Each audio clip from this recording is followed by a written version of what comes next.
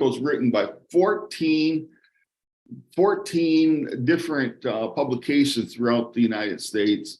And basically the summary was very similar to what I heard at this focus group, that Native Americans are covered in a very negative fashion, high rates of poverty, the alcoholism, on. And every once in a while there's a casino story. So I decided to start Native News Online. And honestly, I was not a journalist. I had written some book reviews and some editorial op-eds for the Grand Rapids Press where I live.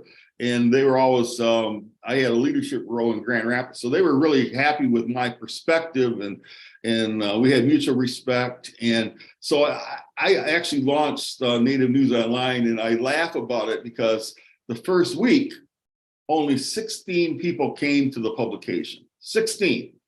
And I have to tell you, that wasn't my family, because I have a very large Native American family. It wasn't my circle of friends. I have a large circle of friends. And so, but organically, I'm proud to say we had over 5 million page views last year on Native News Online. And it has grown organically. And we had a story, it just it's real relevant.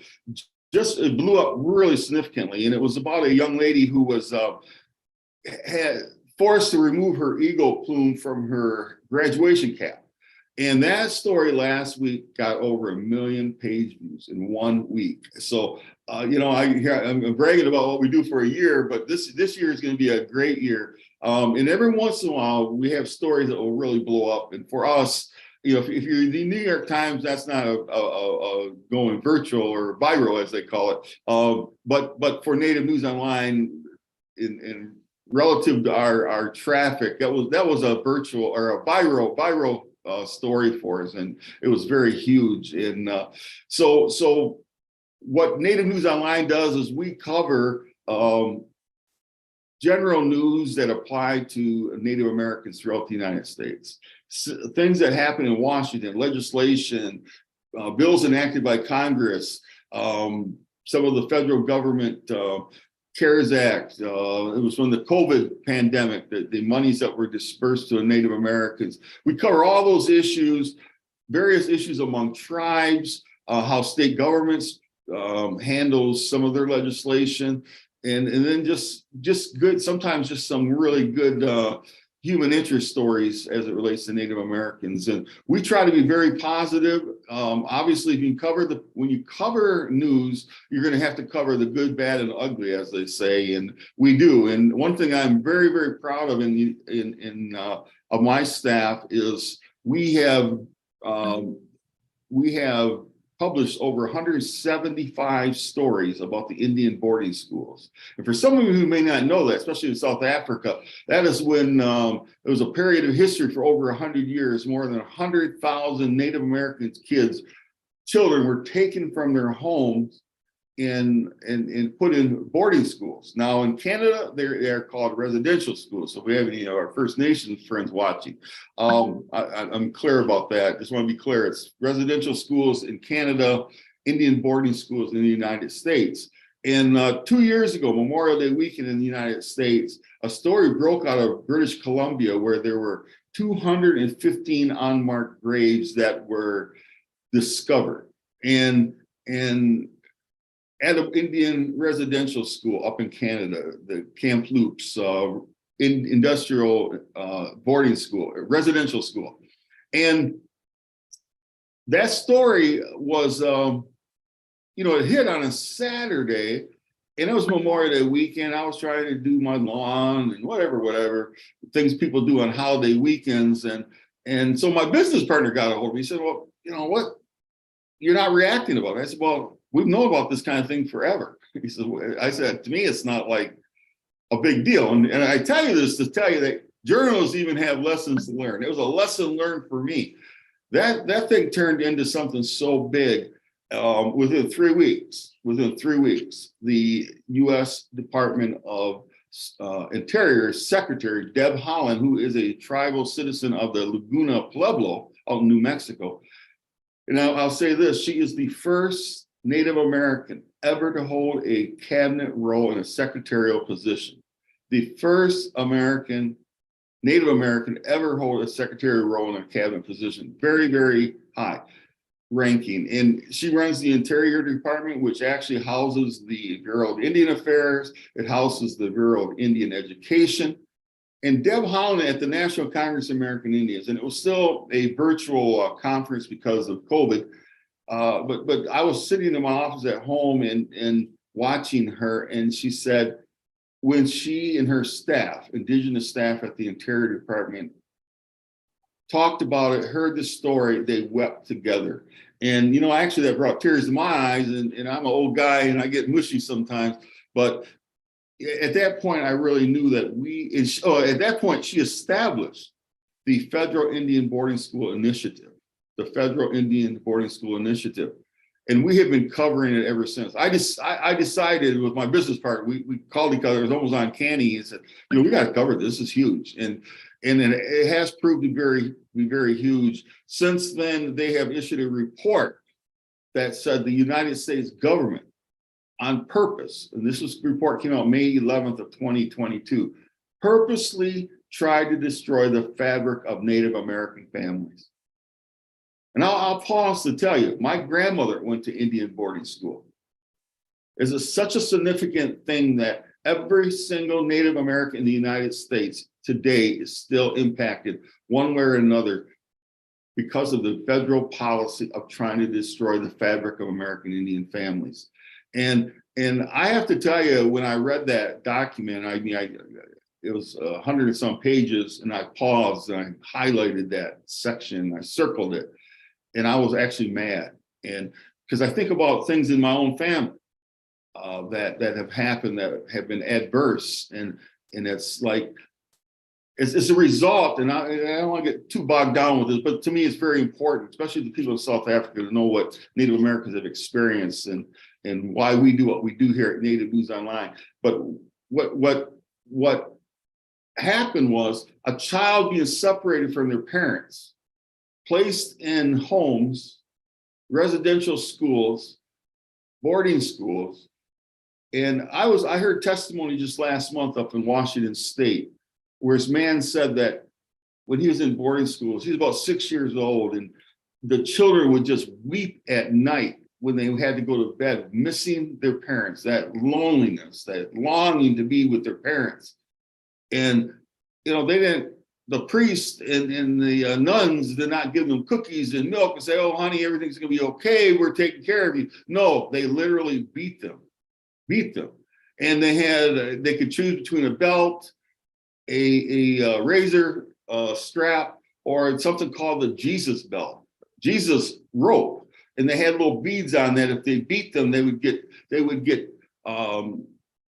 their flesh would get raw like Jesus when he was dying on the cross. And so that type of story is just really, I will say this as a publisher, it really impacts me even today. And I remember having tears in my eyes. That man made that testimony before the secretary of Deb Haaland, and she's on what they call the Road to Healing tour. And I'm happy to say the Native News Online has been on every single one of their listening sessions of the Road to Healing tour. And we will be in Minnesota on June 3rd to hear another one. That will be the 7th one. And I have been to 5 of the 6 so far. And I would have been at the 6th one, but my brother passed away in October of last year, so I could not make that. But let me kind of like shift gears. I think you have the gist of what we cover, the types of stories we cover. But I want to tell you, I want to talk about the revenue. Doing publications is difficult, especially in America, where small town newspapers have basically dried up. I mean, they have gone away because the revenue has not been there. There's been such a shift with the advent of internet, just a variety of reasons. People are getting their news a variety of reasons. We are online, only been online. I don't have a publication. I do not have a printing press. Do not have to pay a printer ever for anything that we publish because it's strictly online. Yes, we pay a server, but that's minimal. And we have a good website that obviously can handle heavy traffic. We covered over 1 million viewers just last week alone. But it takes money to make money, and it takes money to have a staff. And we have staff throughout the United States, down in America Southwest, down in Phoenix. We have somebody in Minnesota. We have somebody in New York City. We just hired a young lady. She started Monday in up by the Menominee tribe up in Wisconsin. And so we're really proud of our staff, but it takes money. But the revenue streams are basically there's 5 for us. And I'll tell you what they are. It's traditional ads. And that's just regular advertising. You get enough traffic, you can tell people, will sell you an ad, and they want to get word out to, in the broader sense of what we cover, we call it Indian country. You want to get to the Native Americans, you want to get to Indian country. Here, you have possibility of 5 million views a year. So that, the more traffic you can generate, the higher revenue you can actually ask for. And another big thing, and it's been key, and we have a fairly robust team that works on donations. And I don't mind sharing numbers. For about 10 years, I ran this strictly by myself. And actually it was 9 years. And then I got approached, and someone said, I'll buy part of your business, we'll help grow it. And so I listened and sold part of the business, and my business partner, he and I, it's been one of the best business decisions I've ever made. And we have a good team. And let me tell you about donations. Before I sold it, in any given year, I had spent most of my time, 90% of my efforts, on the editorial journalistic side of the business. And then 10% on the business side, doing invoices. And I do the midnight, 1 o'clock at night. Oh yeah, I should send an invoice and get paid. And so I had to do other things to augment what I was doing just to make a living here. But so any given year, I'd only make, I think the highest I ever made was $3,200. Last year, with our system in place, we made $141,000 of donations, and we're on track to have I think a 15% higher this rate. So we're really happy with it, and it's and we actually went through some training from Facebook, and I can still remember one of the instructors of that training said, when you think you've asked enough, keep asking. And that, sometimes asking for money is hard for people. But I have found it, but you can do it in such a way with letters of appeals and, just slide it in. And we have, like plugs in some of our stories that people can donate. At the end of every story, we have a donation ask, and we try to do it in a very professional way, and where it doesn't appear that we're begging. And at the end of the year, we actually really go after it aggressively between Thanksgiving and Christmas, because people are much more generous, and I would have to say about 25 to 30% of our donations come in the last month of the year. It's a very good time of the year to do that. We also have sponsorships. Now, I will tell you this, COVID-19 was life-changing for almost anyone and everyone in the world. And it was certainly for us. But it was like lessons learned from COVID in terms of revenue is we discovered you can go get grant money when you're in journalism. Honestly, I had never really thought about that. So we went after we started going after sponsorships, or asking even to sponsor projects. We went after money for the Indian boarding schools. It takes money to send somebody to all these trips. I mean, we signed the check, so I know, I turn in my expense accounts. And if I'm flying out to California from Michigan and going to be there for 3 days, I'm going to have about a $2,000 bill. So, of receipts just to turn in. And that's not, staying in the best hotels either. That's the medium middle class hotel. So we try to be very frugal, very prudent with our dollars, especially when we ask, for donations. We feel like it's just the trusteeship that goes with that, doing the prudent thing.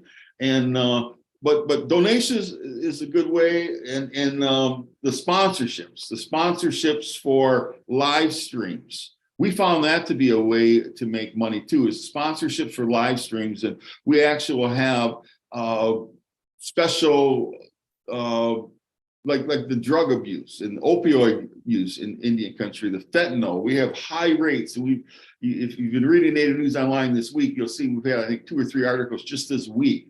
I'm going to interview somebody, a tribal chairman who had a opioid conference. I'm going to interview him tomorrow for a Friday broadcast of our weekly show called Native Adashwe at noon on this coming Friday.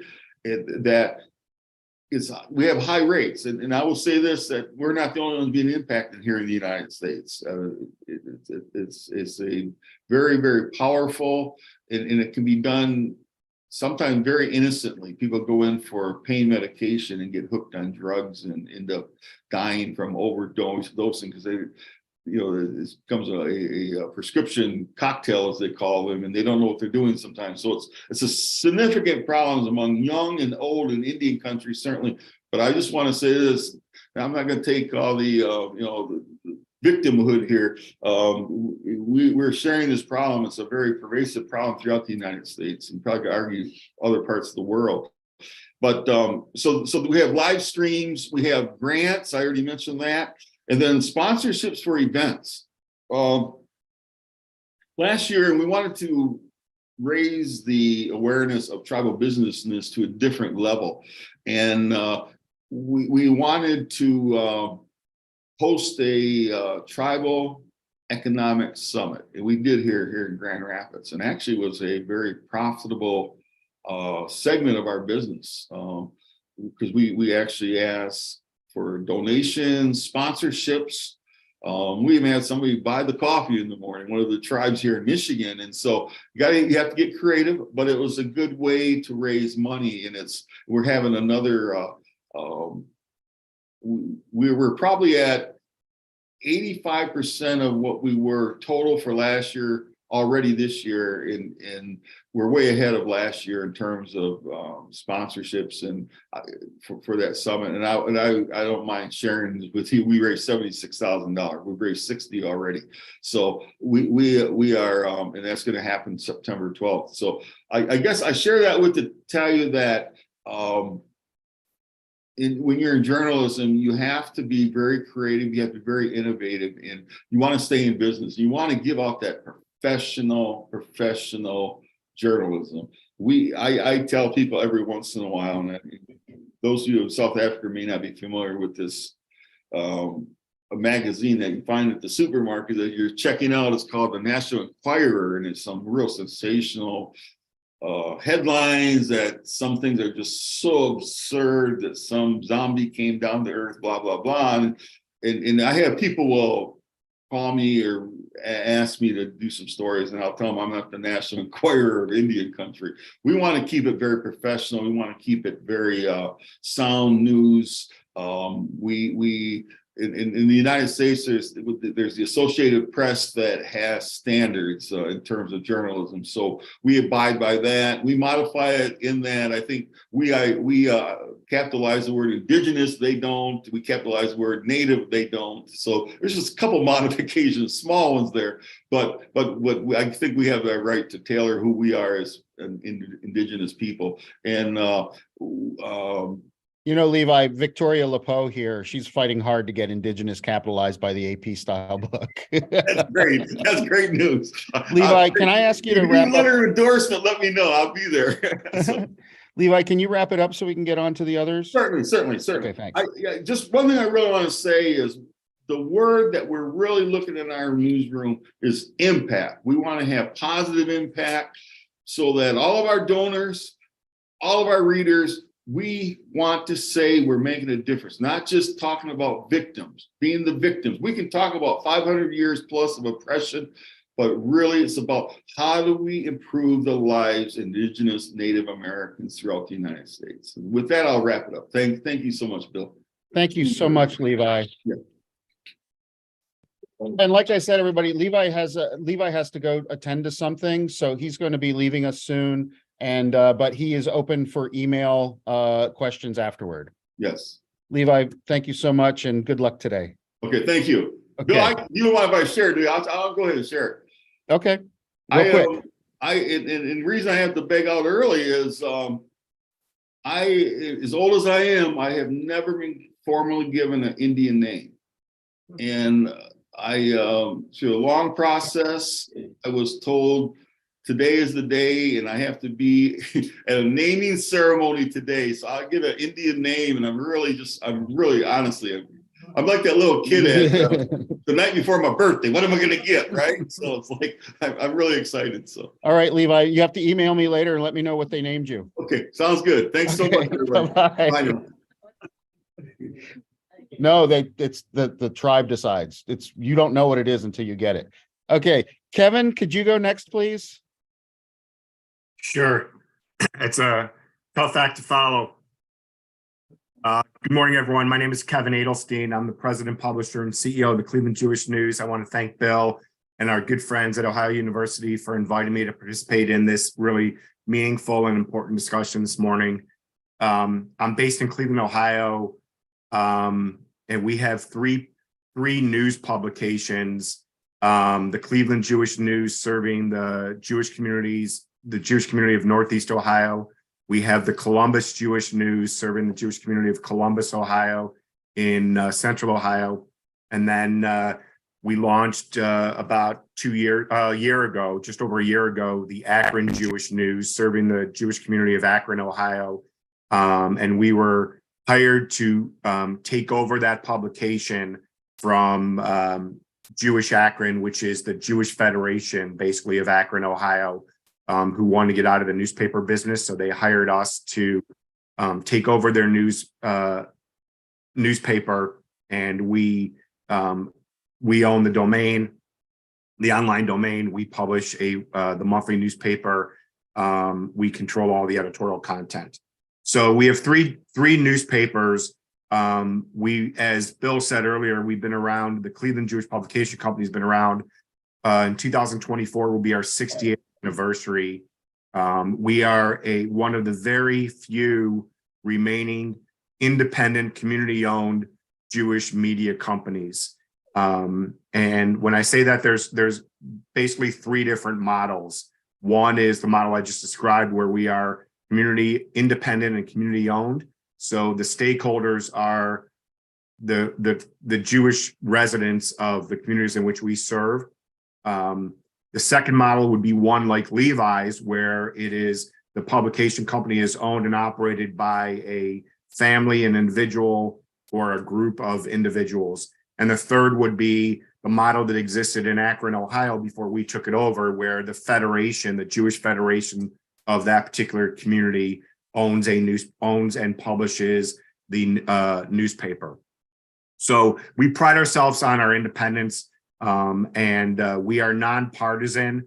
We have never ever in the almost 60-year history of our publication company, we've never endorsed political candidates' issues, or we provide a platform for a diverse group of voices to be expressed through our pages.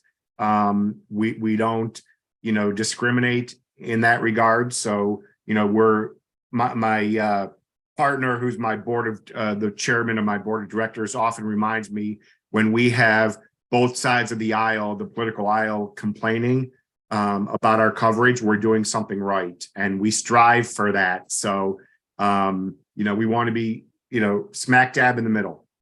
So we're much more than a Jewish newspaper company. Levi spoke about his revenue stream.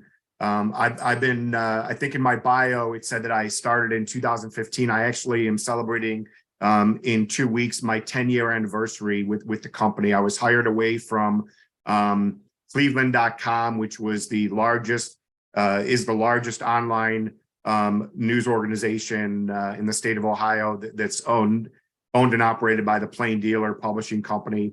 So I was lured away from there to take over this entity. And since I've been here, we've really diversified our revenue stream because of the vulnerabilities that newspapers go through day in and day out. And we needed to do more than just generate revenue from display ads that run in our newspaper. We don't newspapers. We at that time it was one newspaper. So, you know, Columbus Jewish News we launched 5 years ago. Akron, as I said, we launched a year ago. So we started out as just when I took over, just one weekly newspaper. Columbus is a bi-weekly newspaper, and Akron, as I said earlier, is a monthly newspaper. And Cleveland is weekly. So we diversified our revenue stream. We added a digital component where we generate revenue from not only display ads across all of our websites, but we have a very successful opt-in database for each one of our markets of opt-in subscribers who have said that they want to receive communication from us on a regular basis via email. So we never ever sell that database, but we will sell access to that database to advertisers, whether they're in the retail business, whether they're nonprofits, whether they're for-profits, organizations, institutions that want to deliver a message to our readers and our subscribers of our email newsletters, which are, we know, matter of fact, that they're not just members of the Jewish community, they're members of the secular community as well. So we will sell a custom email newsletter where we will take your message and we will send it out on your behalf as a advertising message to our subscribers. We have a very, very low unsubscribe rate. We have a very, very high open rate and click-through rate that exceed industry standards according to the Internet Advertising Bureau. Double-digit open rate, double-digit click-through rate. So it's very effective. We are often sold out in any given week where we will only send out a certain number of messages so that we don't bombard our subscribers. So we get anywhere from $600 to $1,200 per send that we send out, depending on the community, depending on the time of year, and supply and demand. So that's a revenue stream. In addition, we have an event. In addition to that, we have an event division where we produce community events in each one of our communities for ourselves. We're not going out and having people hire us to produce an event for them. So we engaging our communities is very, very important to us. So we bring together members of the Jewish community as well as the secular community to bring in speakers and produce tribute events for ourselves. So I'll give you an example.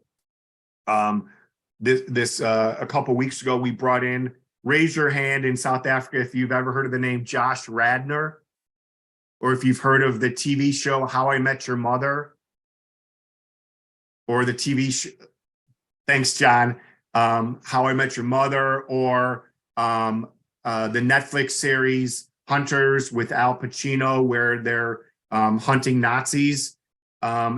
So Josh Radnor stars in these programs. He's his family hails from Bexley, Ohio, which is a suburb of Columbus, Ohio. He's also Jewish. So we produced an evening with Josh Radnor. We brought together our community. We sell sponsorships, we sell tickets, and we had about 450 people gathered at a venue in Midtown Cleveland. And we did an evening. I got to interview him, an evening with Josh Radnor. That generates revenue for our company. Previous to that, we brought in Mandy Patinkin, who's a nationally known artist of stage, theater, film, big screen. And we did an evening with Mandy Patinkin, did the same thing. We did an evening with Henry Winkler. We did an evening with Jodi Kantor and Megan Twohey, who are two New York Times Pulitzer Prize winning journalists who created basically the Me Too movement and brought down Harvey Weinstein for the decades-long physical and emotional abuse that he victimized so many women with, and is now serving decades in prison for his crimes, and is still waiting trial in California. So these are events that we do to engage our community and to generate revenue for the company. That is a profitable revenue stream for our company. In addition to that, we have our own, in addition to our 3 newspapers, we have a magazine division where we have a staff of 30 people. So we produce all of this in Cleveland, Ohio, across, each one of our communities. So about 7 or 8 years ago, we went out and solicited local suburban municipalities. So we would go out and meet with mayors and city councils in select communities in which we serve. And we pitched them on having us create a quarterly magazine that they control the content for, but we will produce it for them soup to nuts. Everything from selling the advertising in it to handling all of the design, the layout, proofreading, copy editing, printing it, distributing it to their residents and businesses in their communities. And we got them to bite. So we now are in 5 different communities in Northeast Ohio where you would never know that we publish those magazines. They control, as I said, the mayors and city council people control, and so in some communities, it's their school districts. They control the messaging. It's all in one place, and they distribute these magazines to free of charge in the households and mailboxes of their residents, as well as business owners in every one of their cities. And that is we're talking about a 35 to 40% profit margin for our company to do that for those municipalities. We also have our own magazines that we produce, Jewish and secular magazines, lifestyle magazines that we produce year round, that gets distributed inside our newspapers, that we sell advertising for. We have a separate division that handles all of that. That's a revenue generator for us, about a 35% profit margin. We wouldn't do any of these things, folks, if they weren't generating revenue, profitable revenue for our company. And what this does is it helps us sustain natural regression of circulation losses for our newspaper as our community ages, and we know that younger, millennials aren't really desiring a printed product in their mailbox. So this helps us offset those circulation losses that we experience, and where we can offset that with these additional revenue streams that continue to make us relevant in our within the communities in which we serve. And then last year, there's one other revenue model that we created last year that is sort of the icing on the cake for this. And as I said earlier, we're one of the few remaining independent community-owned publication companies in Jewish media companies. Our peers across the country took notice of what we do that makes us successful. I'm on the board of directors of the American Jewish Press Association, so I interact with Jewish media executives on a regular basis, and they hear about the stories.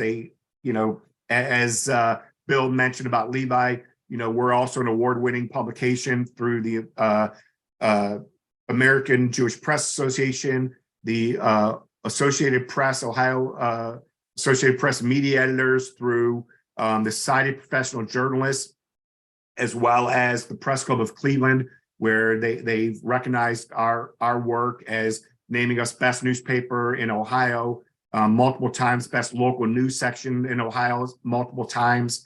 Our columnists are nationally known and recognized award-winning columnists, as well as our reporters. So we get noticed, and we started getting calls from other publishers that wanted to talk to us about our best practices and how we can help them in editorial, in design, in generating revenue. We started for a long time. We were doing this we get on the phone and we talk to them and share our secret sauce with them. And we finally got to the point where we said, we should turn this into a business model for us. And we did just that last year. And now we have 2 Jewish media companies that pay us a monthly retainer to provide consulting services with them. One is in Pittsburgh, Pennsylvania, and the other one is in Phoenix, Arizona, where in Phoenix, we basically produce their entire newspaper for them. They control all the editorial content, but we handle everything else similar to what we do with our community magazines for in the suburbs that we produce a magazine for. So these are all revenue generators for us that add to our bottom line and help breathe a new life for us. We are a paid subscription-based model in Cleveland only. So I know for our friends in South Africa visiting, you want to learn about our best practices with circulation, particularly. So we have a paid circulation model in Cleveland. In Akron, it is a free monthly newspaper that is offset, that is paid for by basically the Jewish Federation that pays us to publish the newspaper for them. And then in Columbus, where we own that publication, we get support from the Jewish Federation in Columbus, as well as a prominent, the most prominent Jewish family in Columbus, where they help offset circulation costs so that newspaper is free for anybody in the Jewish community locally that wants that publication. If they live somewhere else, we do charge them for circulation. So, but that is a free publication where we generate our revenue from advertising sales in the newspaper. Trying to think of a few other things that we can, that would be relevant for you. Kevin, I have a real quick question. Do you have your own press facilities, or do you hire that out? We do not. Excellent question. So our newspaper, all three of our newspapers are printed by Gatehouse, which is the largest daily newspaper company. They have a printing press in Canton, Ohio, which is it's the home of the Pro Football Hall of Fame. For those that might not know Canton, it's about 45 miles south of Cleveland, and all of our newspapers are printed on their printing press. And then each of our publications, our glossy magazines and our glossy publications, we use multiple printers. We do not have a contract with any of them because we want to maintain control and we want to maintain the ability to negotiate so that we can give the best possible lowest price to our partners that we're working with. So we don't beat them up. We don't get beat up on printing. So we bid those out for every single job that we do to make sure that we're getting the best preferred rate on printing and distribution. Bill, how'd I do? You did great, and you kept it tight. Awesome.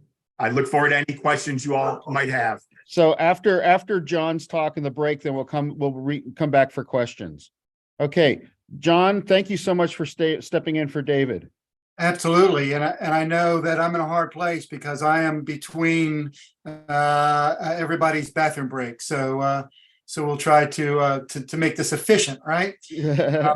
I do have a few slides. I guess, Bill, you're the page turner. Is that right? I am for my dog. I'm a doorknob turner. For you, I'm a page turner. Okay. If it's okay with you, we're going to start at slide 2, just to make it a little bit more complex. There's the slide. Let me get you on screen share here.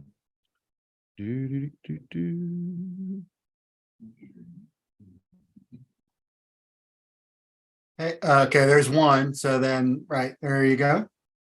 Excellent. Well, let me just start by saying thank you to everybody who's participating today and the opportunity to stand in for David Warnoff, who had a funeral he needed to attend out of town today.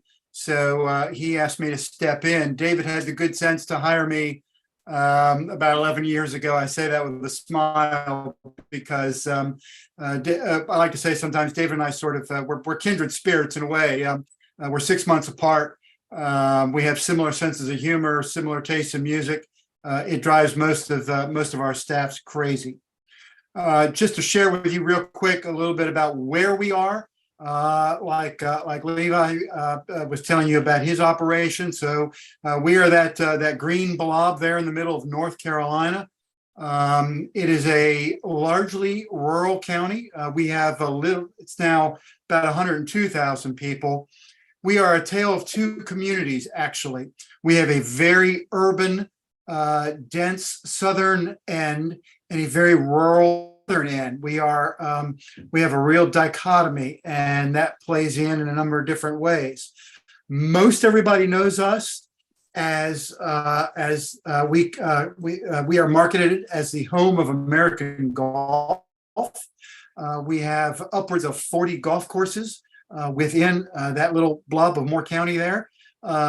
We are most known for the Pinehurst Resort, which has 9 and is now building its 10th golf course. The one of the big championships every year, the U.S. Open, is will be played here next year. We have been promised 5 of those in the next several years. You can see that there. The last one, of course, was in 2014. In addition to golf, we have a very strong equestrian history. A lot of the moneyed interests from the northeastern United States moved down here around the beginning of the 20th century and brought with them their love of fox hunting. So they no longer hunt foxes, but still maintain that sport. Let's go back to slide 1, Bill, and I'll just sort of share with folks. At the top there, where you see the pilot, this story really begins in 1996, and it's going to be kind of the same story that you've heard from our 2 previous presenters about innovation, diversification, entrepreneurship, and really thinking outside the box. When David and his partners, and he had at the time 4 partners, bought the pilot back in 1996, it was only the pilot, which at the time was, I believe it was a twice weekly newspaper. That's all it was, print newspaper. That was it. That's what they bought. They quickly realized that they could not, they weren't going to make it as a going concern long term if that was the only solution they had to offer this community in terms of marketing and outreach. So the very first product was the one you sort of see down there toward the bottom, the MCTD, Moore County Telephone Directory. My virtually all my staff is now under the age of 35. They sort of laugh at me when I talk about what a telephone directory is. But that was the very first different thing that we produced as a company.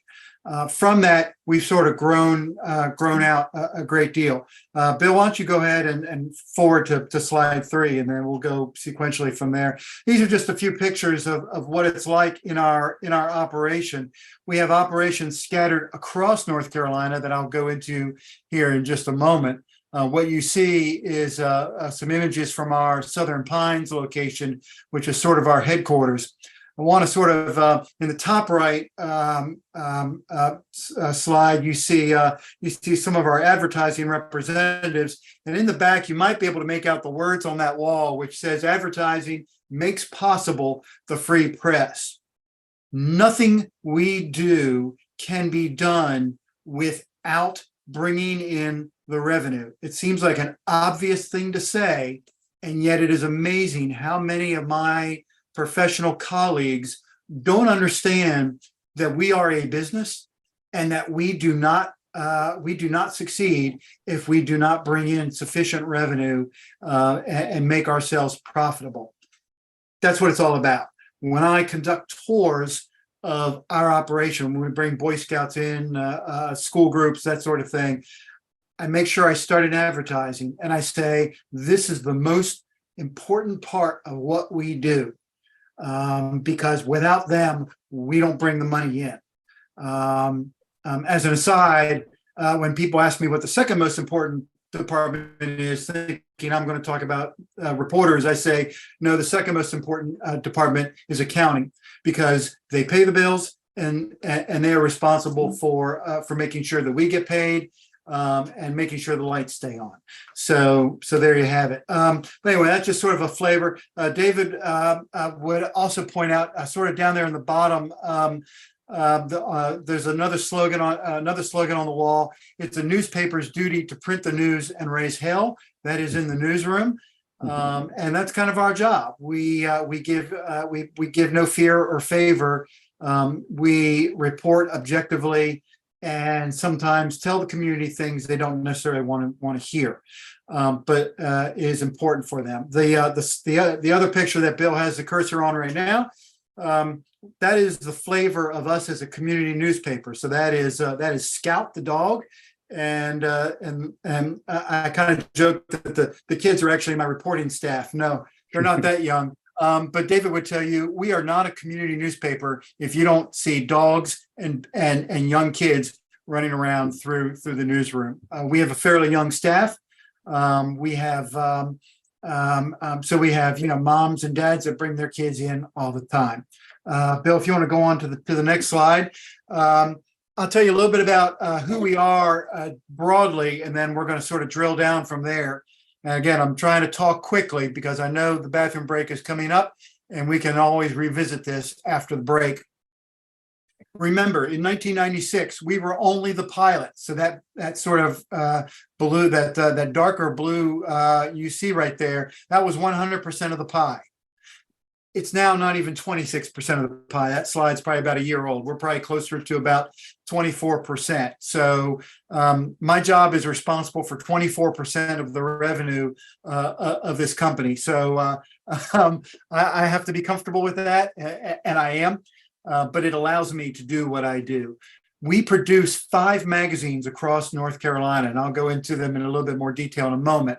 They make up the bulk of who we are and what we do. So that's that sort of orangey color right there.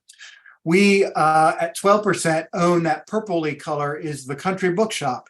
The story in the United States and the story globally is how independently owned small bookshops just can't make a go of it against the internet behemoths like Amazon. We actually have done a very great job over the years. We bought the Country Bookshop about 12 years ago. It was a purchase of the heart more than of the mind. It was losing money, but it was beloved by the community. It's right around the corner from my office.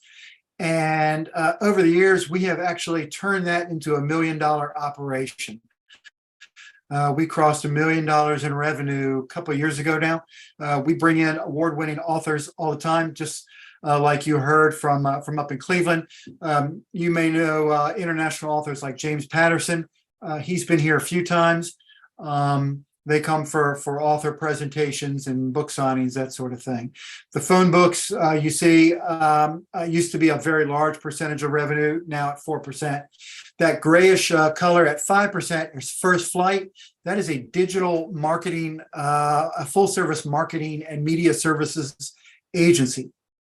So what that means is we produce websites for clients. We do reputation management online. We do social media delivery for clients. We're always pitching business to develop digital video for folks, whatever they need. Bill, you want to roll on to the next one? This is what we call the universe according to the pilot, and I'll break this down in a little bit more detail. This is sort of our overall operation.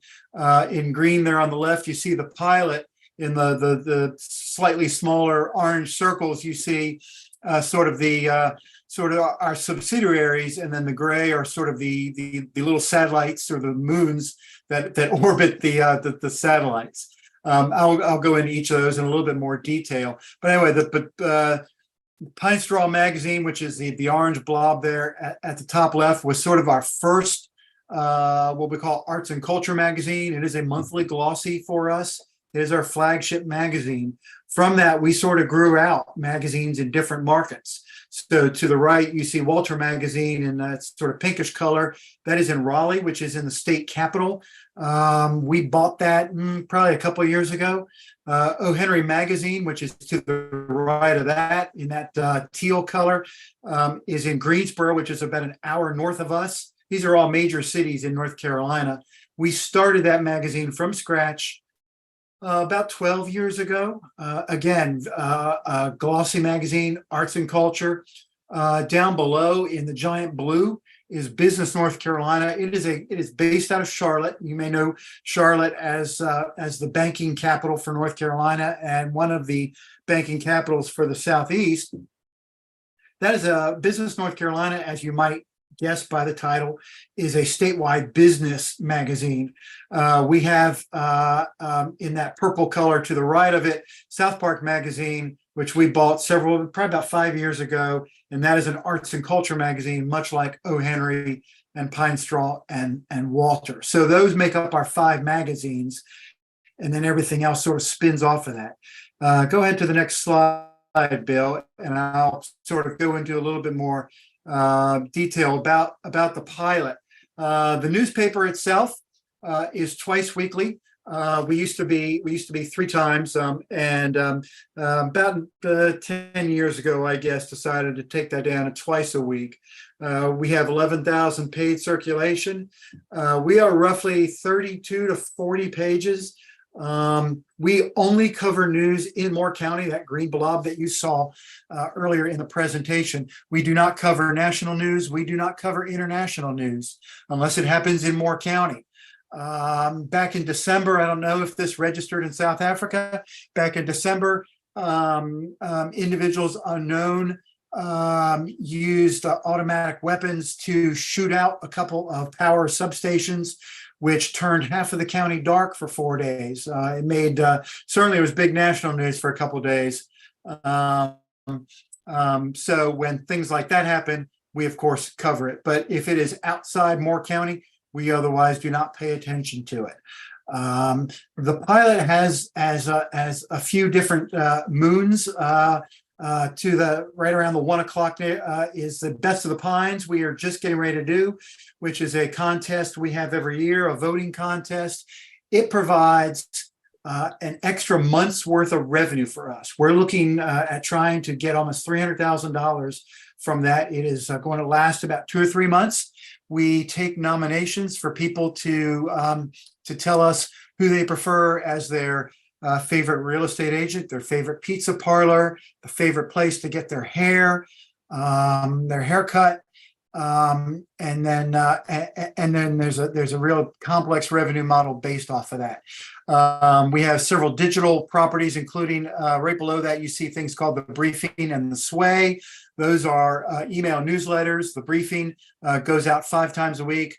The Sway goes out 2 times a week. The pilot.com, of course, is our main website for the pilot. When that power outage occurred back in December from the domestic terrorism, in one day we registered 282,000 page views, which is a pretty substantial increase for us. Normally, we're probably around 20,000 a day.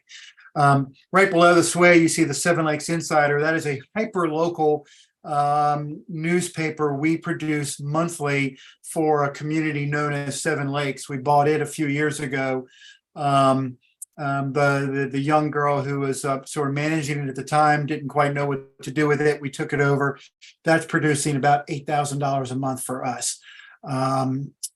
Below that, you see, of course, First Flight Digital, as I mentioned, is our media services agency.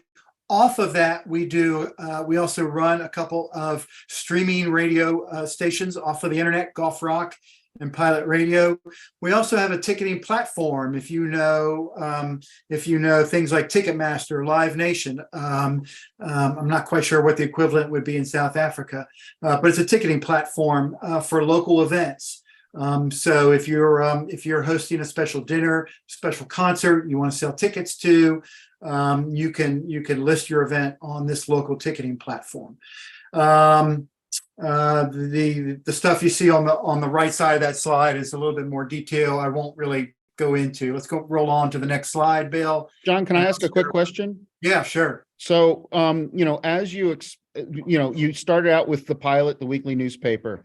When you purchased, you said Pine Straw was the first magazine you purchased, or Yes. okay. So when you purchased that, that's when you got the staff to do Pine Straw, right? You basically bought it and the staff. Yeah, so Okay. kind of, and I'm glad you brought that up. Sort of when we look back at the universe, what makes it possible is we spread the overhead for all of these operations across as wide a field as we possibly can. So so all of these different magazines don't all have their own accounting offices, their own ad reps. A lot of that back office stuff we sort of spread across. We have a creative director across all the magazines, not just one for each magazine.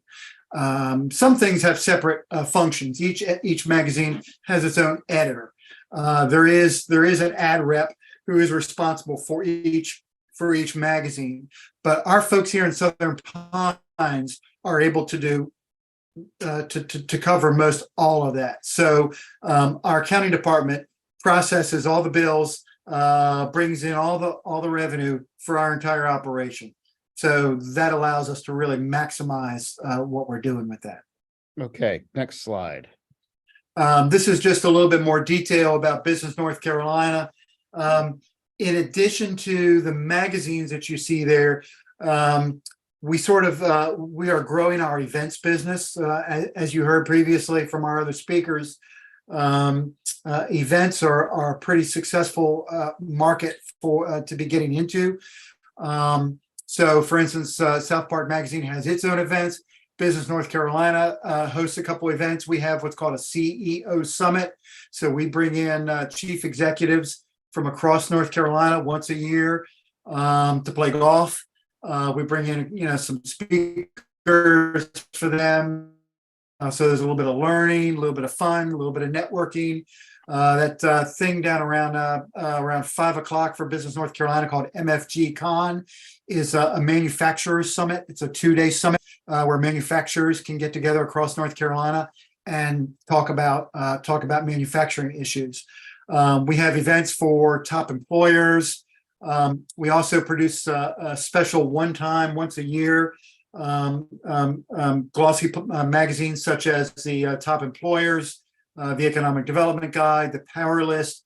Those things can bring in the equivalent of an extra month's revenue for Business North Carolina. Everything we can do to try to bring in an extra month's revenue for all of our operations. That's really our goal. These operations also have their own newsletters, their own websites, their own digital properties. Rock on to the next one. And again, Walter Magazine, the things across the bottom, I think, are reversed. Walter Magazine, again, based out of Raleigh, which is our state capital. Winnovation you see there is an event hosted for where we honor women in entrepreneurship and innovation. Winnie, which you see to the right, not Winnie Mandela. Winnie hosts and sponsors young women, so teenagers, young high school women, and college age women. Again, O. Henry Magazine, they have their own Ticket Me platform, Ticket Me Triad. They do author events and a newsletter as well. And then I think there's is that the last one, or is there one more? Oh, There's and that's David's yeah, information. So David will get the that's just emails. David's information. As you heard previously from Kevin and from Levi, it really comes down to being innovative, being creative, having the entrepreneurship, and trying to think outside the box. If all we did was stay as a newspaper, Kevin, you sort of hit the nail right on the head. If all you are is a newspaper, a printed product anymore, the chances of success are few with that, given the economic headwinds. So at that, I hope I didn't go over because No, you're great. probably some antsy folks. You're great. So we're going to take a break and applause first. Yay! So we're going to take a break. We're going to keep it to about 10 minutes so we can get back on at about 10:30. Okay. So we'll see you both back at 10:30. Thank you so much.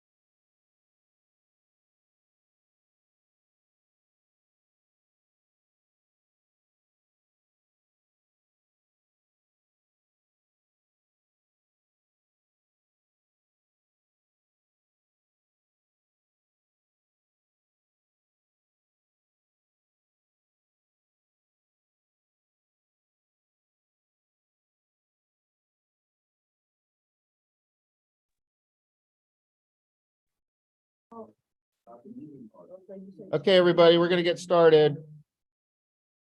The recording is in progress. Okay, so, Kay, you've got the roving camera? And we've got some feedback somewhere. Can we kill that feedback? Okay, it's good. Okay, so, John and Kevin, our graduate assistant, Kezia is walking around with the mobile camera. So she'll pop on, the roving mic is muted. And I don't see the roving camera. There it is. Okay. So, again, please, raise your hands and we'll take you in turn. Okay, Simon, you've got the first question. My question is to the Cleveland Group News. Kindly outline for us the first revenue stream before you spoke about the eventing side of things where you host celebrities. You spoke something about 1,200 something. Oh, I didn't get that. Can you kindly explain that to us and how it works? So Kevin, that was for you. Bill, I'm sorry, I had a hard time understanding him. That's okay. Simon, can you repeat the question? When you're mentioning the revenue streams before the hosting of celebrities as a event host, when you host events, there was a revenue stream that you spoke about, and you mentioned something about 1,200 something.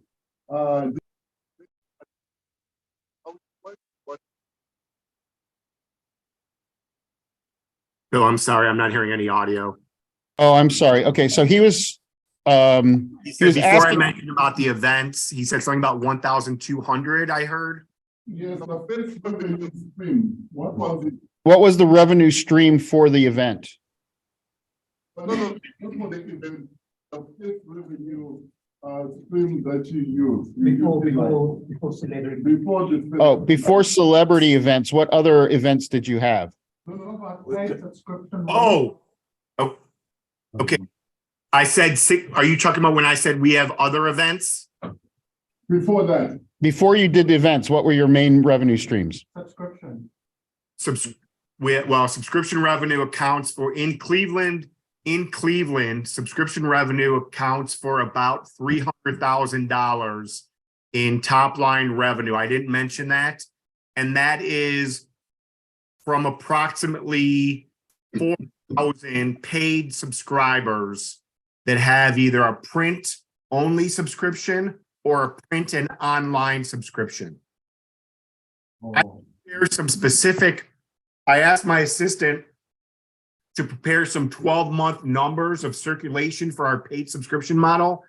If you want, Bill, at the appropriate time, I can walk you through, see how really, how we narrow down into every subscriber funnel that we can find to know where our subscribers are, you know, how rapidly we're losing paid subscribers and why. So we've analyzed that over the last year. That answer your question, sir? Yes, is there a tool that you? A tool. Is there a tool that you use for that? Just our CRM, our client relationship management software. We use a company called iCannon, which has a product that they use for newspapers around the world called Newsware. That's our subscriber database that is combined with, it talks to QuickBooks, which is our financial software. That's over the counter. It's not proprietary. It's, you know, third party, universally known and utilized. That's our client database, our advertising client database, as well as our subscriber database. So we can drill down into, I had a member of my board of directors yesterday ask me where our subscribers are coming from. And the only thing we can tell them, the only thing we know is their geographic zip code. So unless we get on the phone or we do a survey monkey or a survey tool type of to survey our readers, our subscribers, which we've done before, but it's only as good as the data that they give you, and it's only a small sampling of your subscribers. So it's really not the most scientific data available. Okay, Slindili has a question.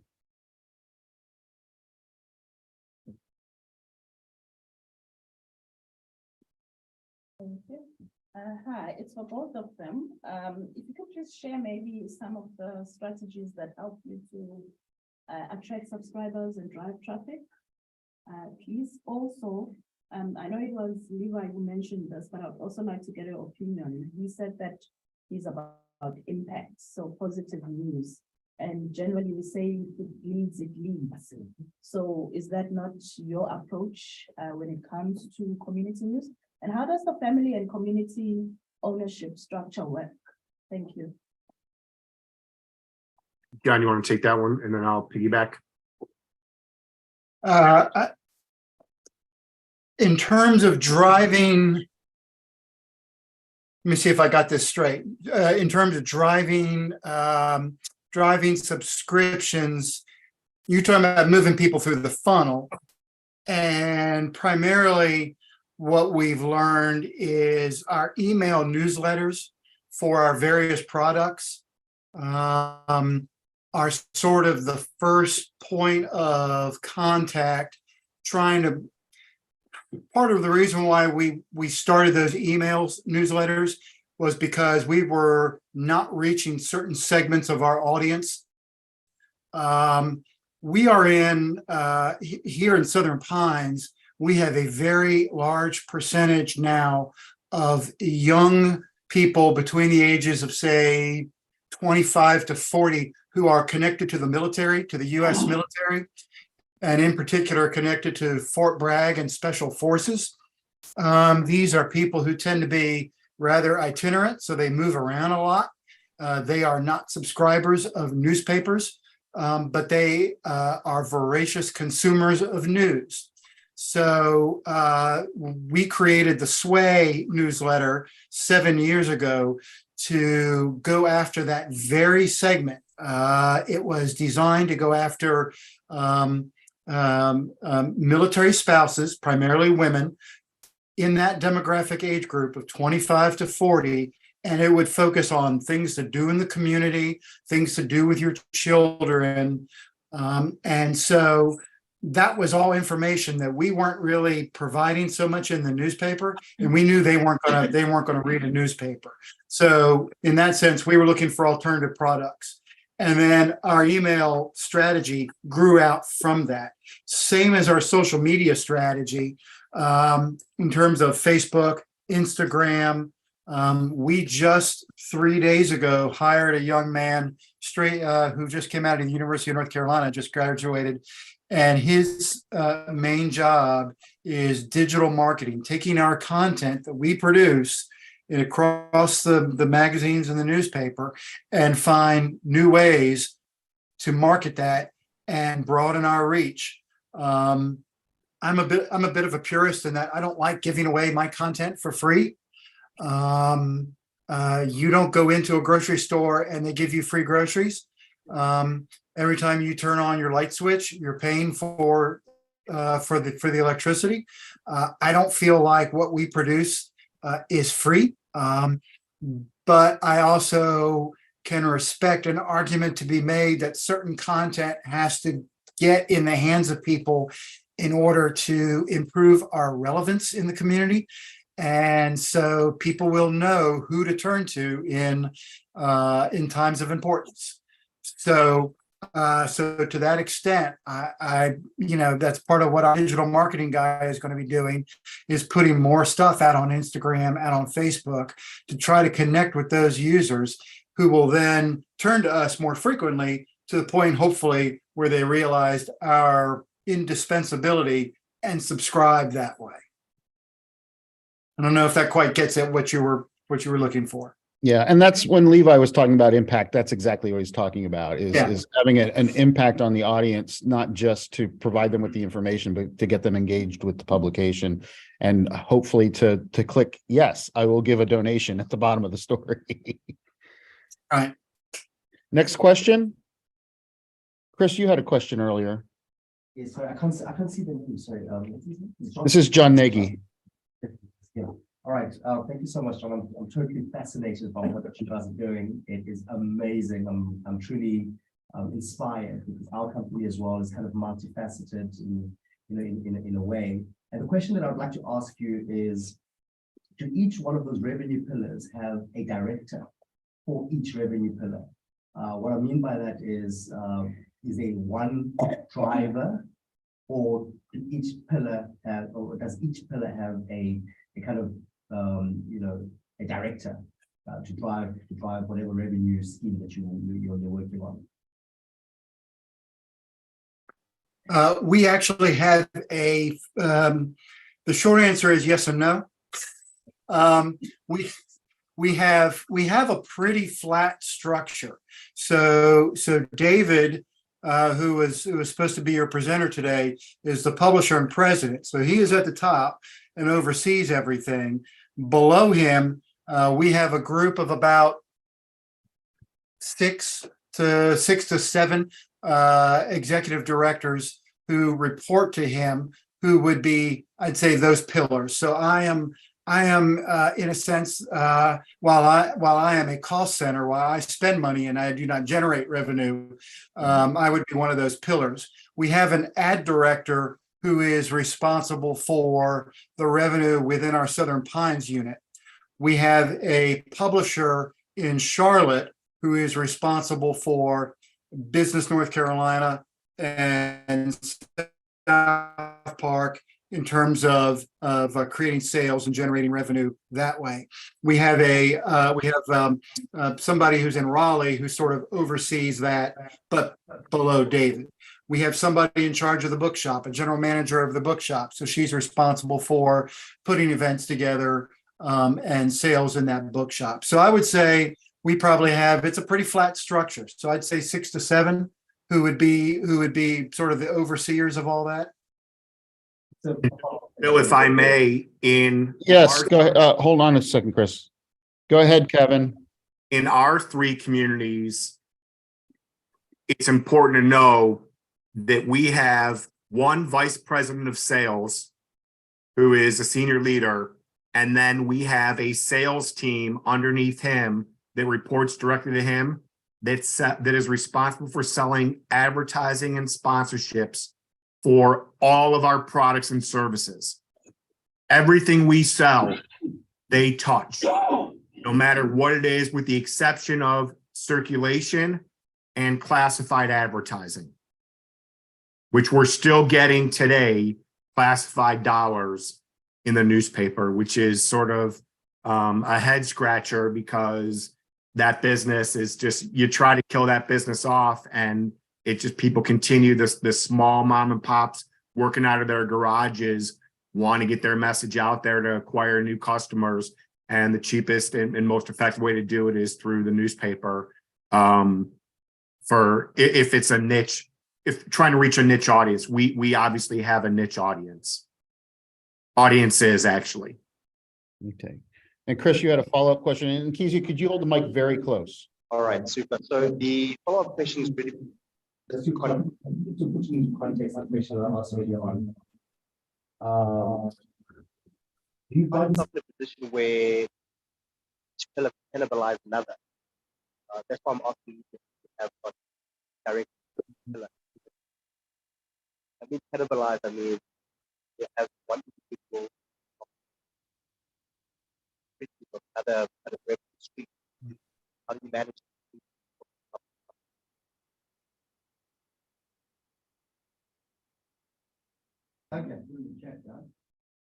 So I'm not sure who that was for, or I think Couldn't audio was hear going you. in and out.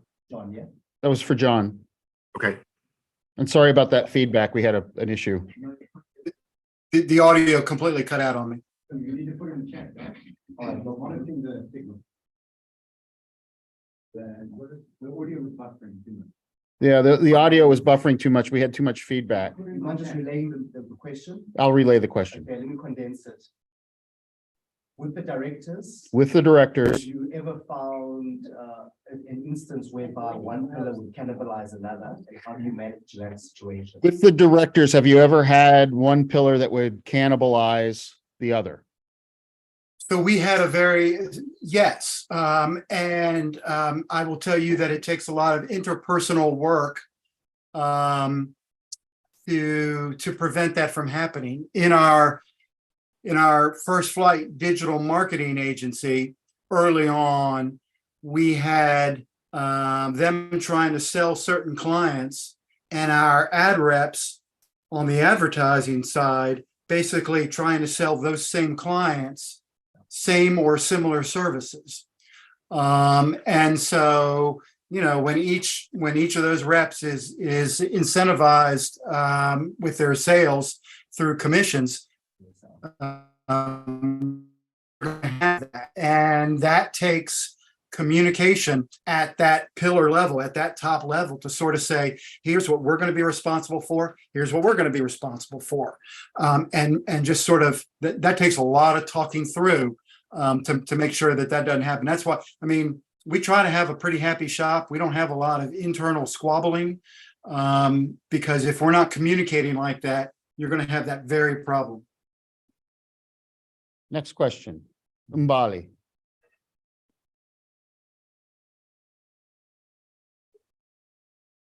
Thank you. This question is for both of you, John and Kevin. They can't hear you. Can you Can speak you up? hear me?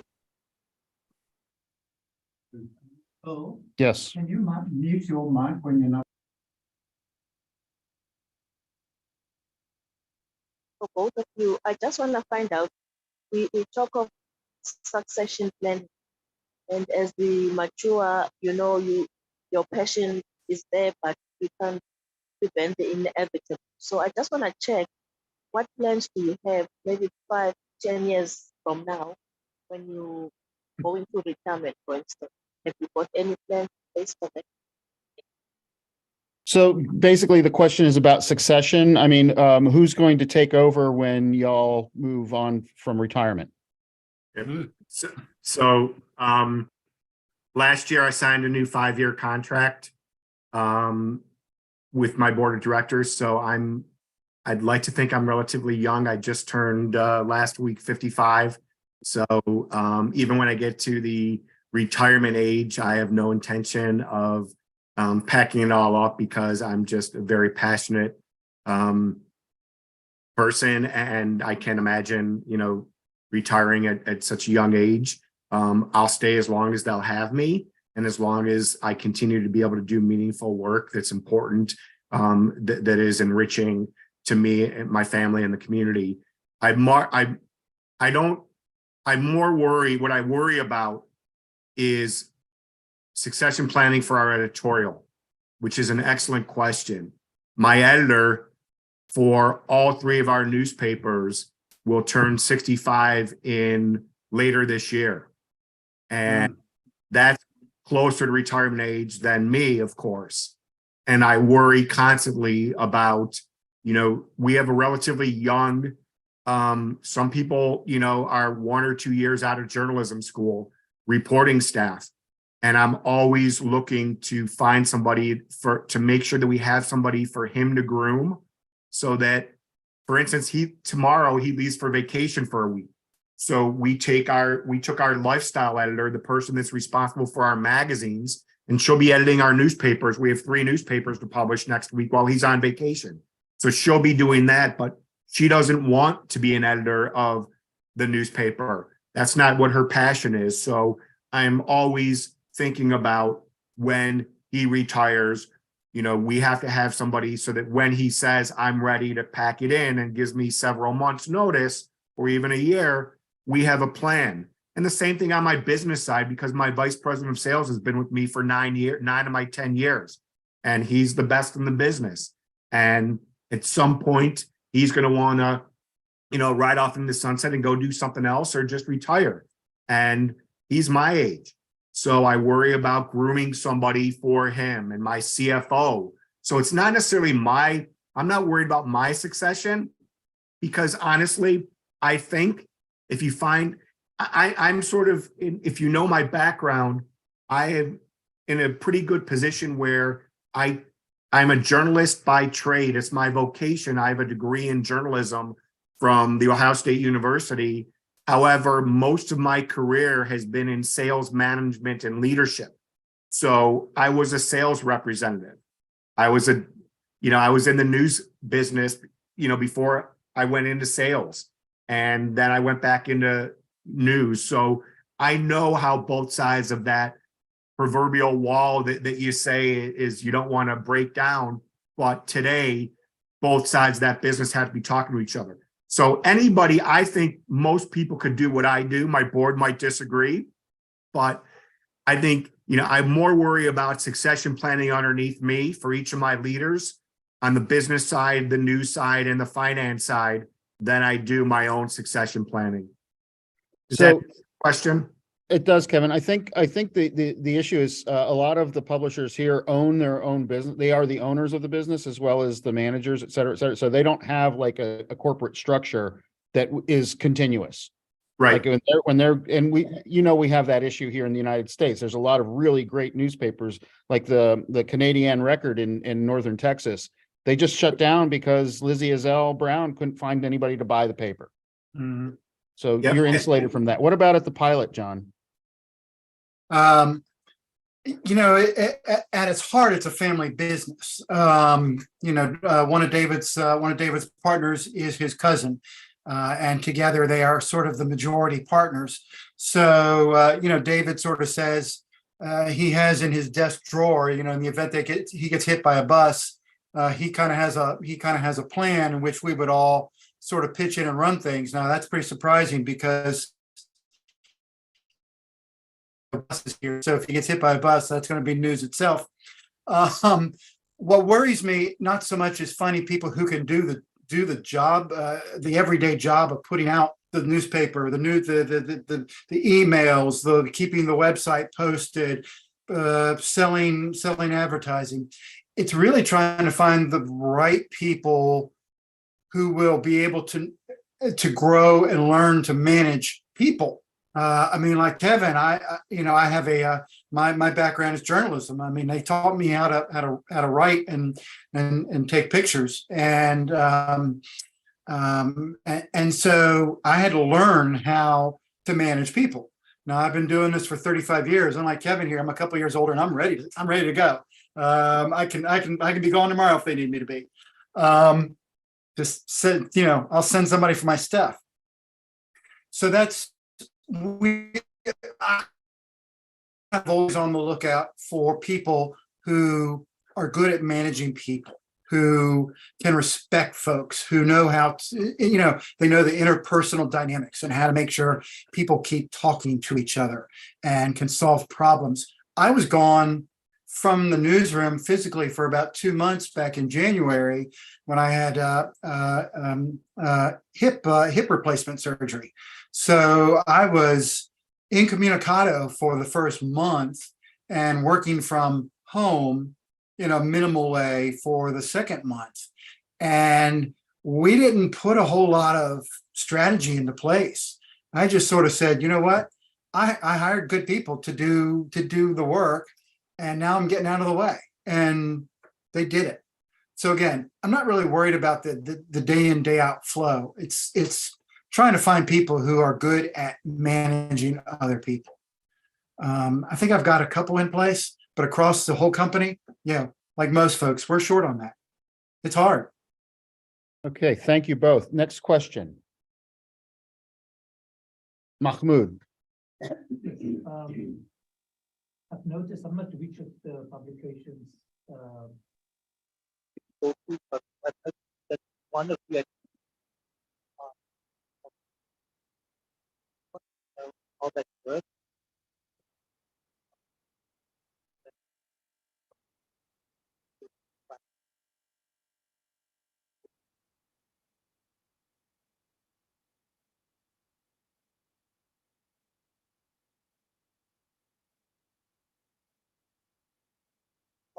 So,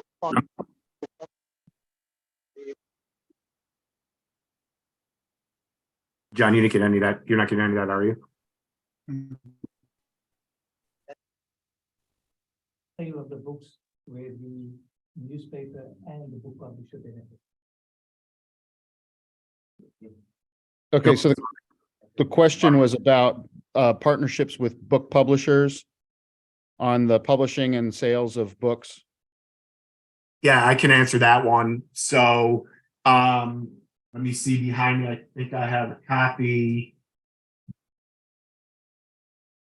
I can't find it, but I can't find it in my bookshelf, but we have a longtime columnist of ours who is a theater critic, and he goes to New York City, he goes to Ontario, Canada, and he, reviews different theater productions all around the world.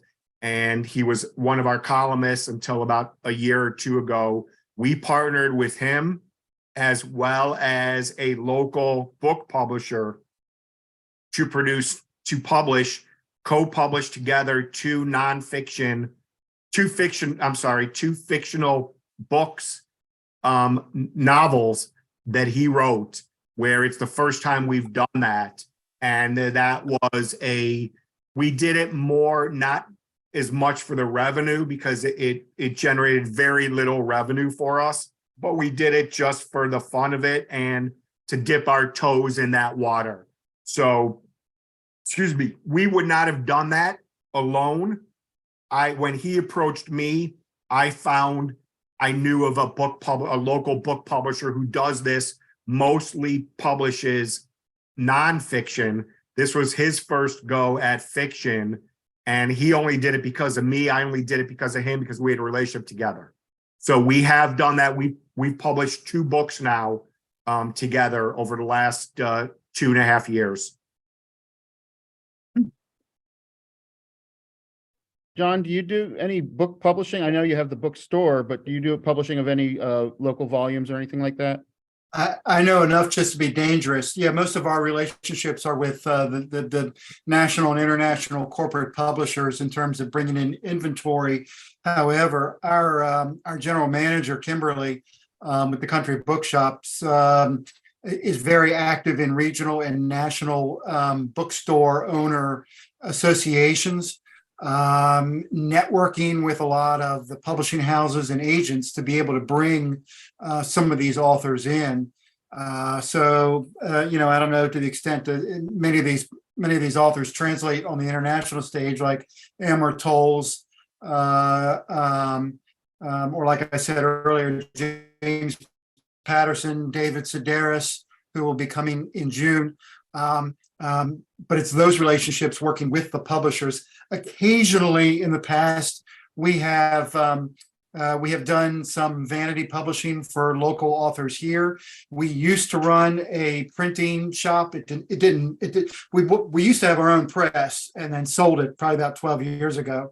But that was only ever newspapers. We did own a printing shop that could do some, small vanity books that had local audiences, but we don't even really do that anymore.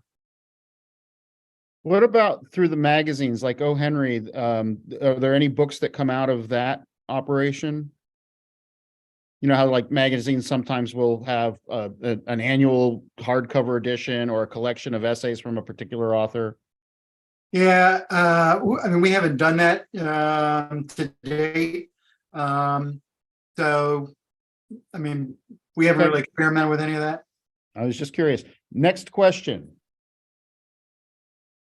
Chris, again.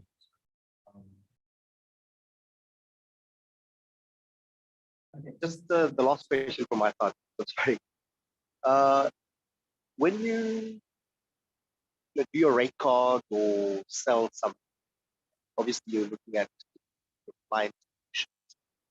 You find that if I have to advertising, if the rate card overlaps with another service like offering.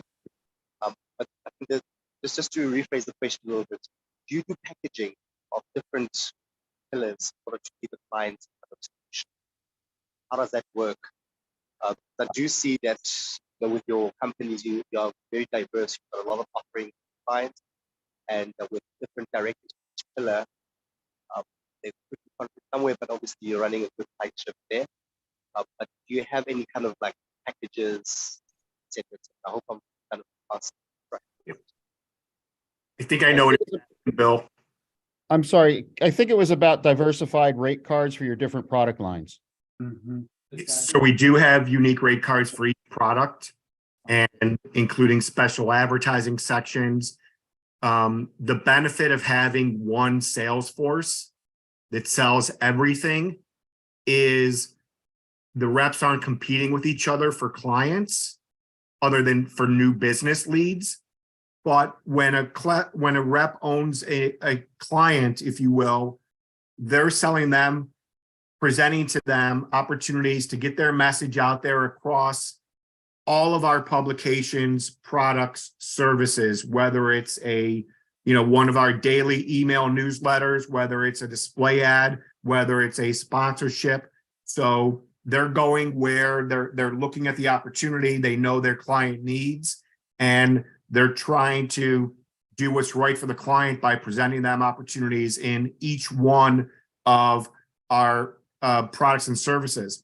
One thing that's really unique about our newspapers is in every single issue of our newspaper, we have advertising special sections.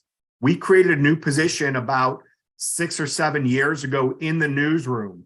And instead, what we started doing at first, when I first started, was when we had advertising special sections and we needed sales reps would suggest sources to be interviewed for a particular story that we were doing, whether it's, planning for going back to college. So they would, we're doing an education or a back to school section in our newspaper that's maybe 4 or 6 pages. And then the sales reps will suggest some of their clients or prospective clients that our newsroom could interview to, add credibility to the story we're doing in that section, that there will be ads sold to support that section. Reporters, if you know anything about reporters don't like to be told who to interview, especially when they're clients. They like to go out and find their own sources. So we just, am I right? You're right. Yeah. So what we decided to do is create a new position, take one of our reporters, and they are a special section staff reporter. So their role is to collaborate with their editor and the VP of sales to come up with content that's going to be in each advertising special section. And we do this every day. Every issue of our newspaper, we have an advertising special section. And then the sales team is providing sources for them. And then we interview them and everybody's happy and we generate revenue. That is, without those advertising special sections that run in every issue, we would have very little additional advertising. And that's been a big reason for our success over the last, 8 to 9 years, because of those sections that there are people that wouldn't generally advertise in a, ROP section to have their ad run on any page in a newspaper, but because we're writing about something that is important to their relevant and timely to their business, they're going to want to be included in there, especially when they know that their competitor is in that section as well. So all of our reps are selling all of this, and that's been a big success for us.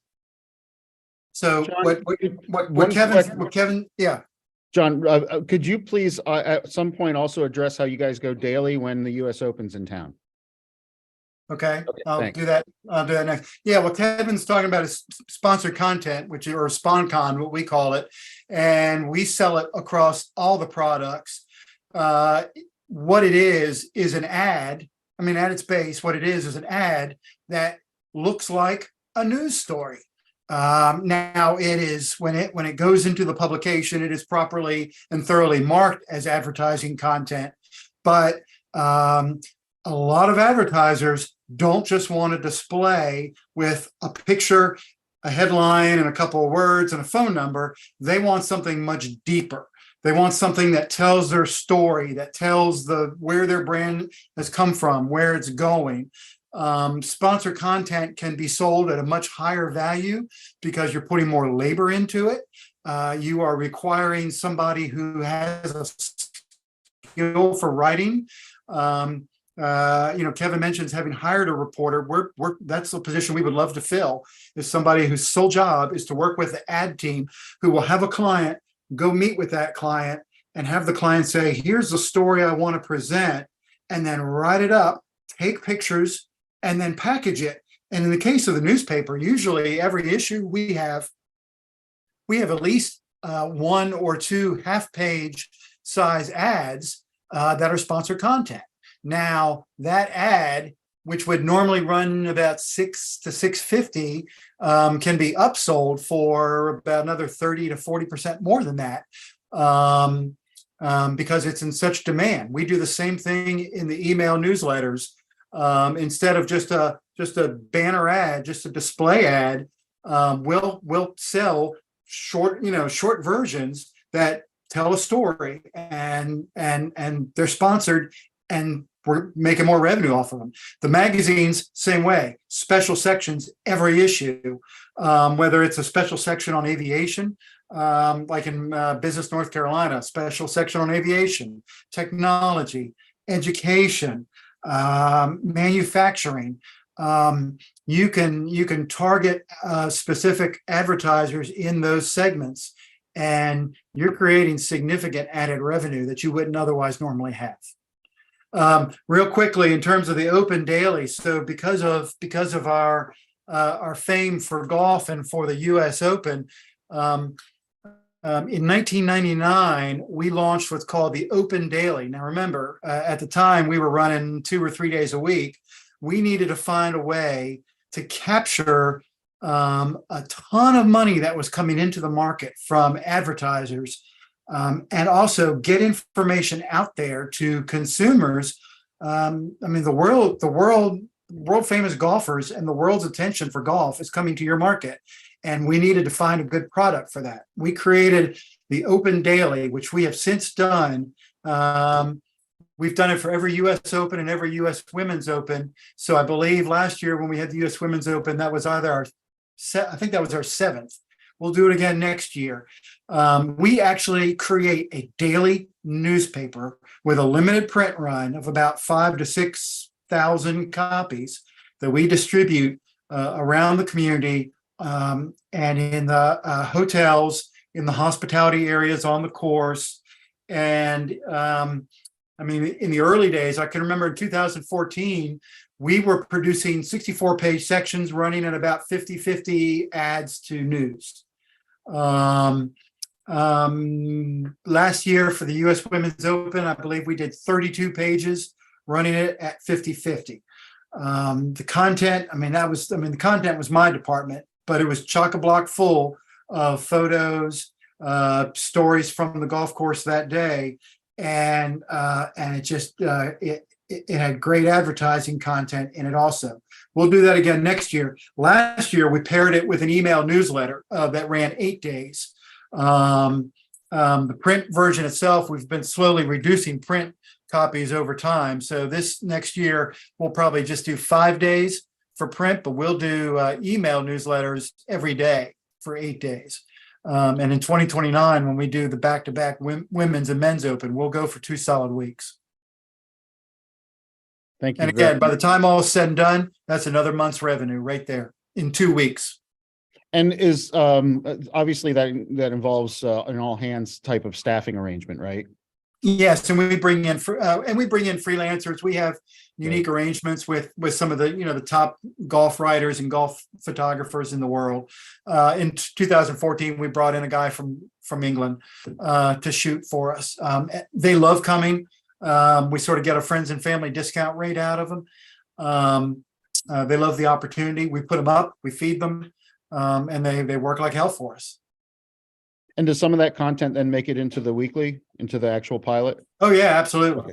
Okay. Yeah. So there's that cross. Okay. Oh yeah. Another question? Dunasani.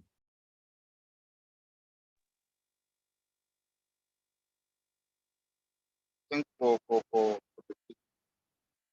thank you very much.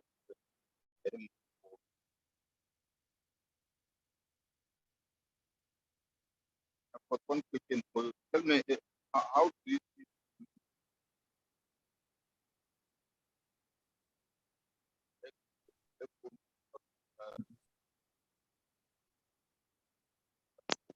print tie-in or print?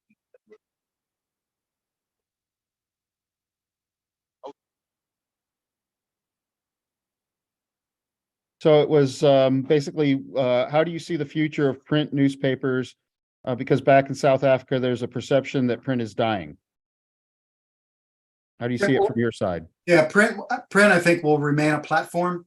I think print is not the only platform. I think that's what's changing in our business is, newspapers used to be monolithic and all we saw was newspapers.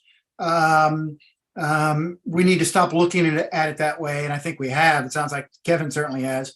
I mean, Levi is digital only. So print, I think, will remain a platform. I'd say at least another good 10 to 15 years. I mean, that's being slightly negative. I think print still has a decent run to go. Like you saw in our pie chart, it's not the driver anymore. You've got to have other products to supplement it. Could not agree more with what John said. It's, we are defying the odds. We see it in the industry every single, month. There are newspapers like the example John gave or Bill gave earlier in the one community where the publisher an owner couldn't find anybody to sell to. So she closed up shop, and that's going to happen. That's going to happen around the world. But we're really trying to just have tunnel vision and not worry about the noise around us and continue. We have our mission and we're driven by print. If I made it crystal clear when I was hired away from a digital only platform that is not a niche publication, that's a daily news cycle, mainstream news, that I had no intention of wanting to abandon the print product, that we established almost 60 years ago. When I was hired, it was 50 years ago. But, we're committed to print. We think there is absolutely a life for it. And if you are putting all of your eggs in that basket, then you have a lot of sleepless nights. But I think what you're seeing in any one of the three of our communities that we serve with the, John's very impressive presentation, walking through his business strategy, and Levi's with what he's doing, which is similar to ours in that they're all niche audiences. And none of us are mainstream media outlets. So we're all appealing to different segments of the audience. We've added a S to that. It's audiences, because we may be talking to one audience today, and then we're talking to another audience tomorrow. And as long as it's us doing the talking and leading that charge, and we can monetize that and engage that audience at the same time, that's going to keep us relevant, then it's a win for us. Yeah, absolutely. And are there I came some from a background of 7-day journalism, and I think you're going to see that go away. I mean, perhaps the New York Times and the Washington Post and the international newspapers may continue because there's they can subsidize a 7-day publication. But it's interesting. I was in a 7-day publication my entire life, came here, and now the rest of the industry is coming toward our model of 1-2 day a week publication, but continuing news 24/7 digitally. But those people that you mentioned, John, I agree completely. They've figured it out because of who they are and what they do. They've been able to successfully migrate print subscribers to digital paid subscribers. And that's part of their business model that works for them. And they're able to quantify that. Does that mean that they're cash flow positive? Who knows?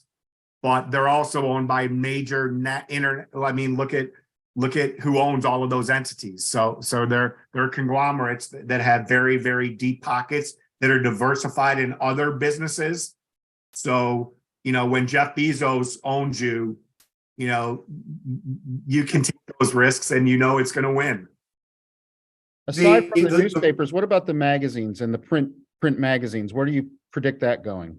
What's interesting with the print magazines is we don't really see a challenge to their print format. Where we've tried to put each magazine has its own website. Each magazine has its own email newsletters.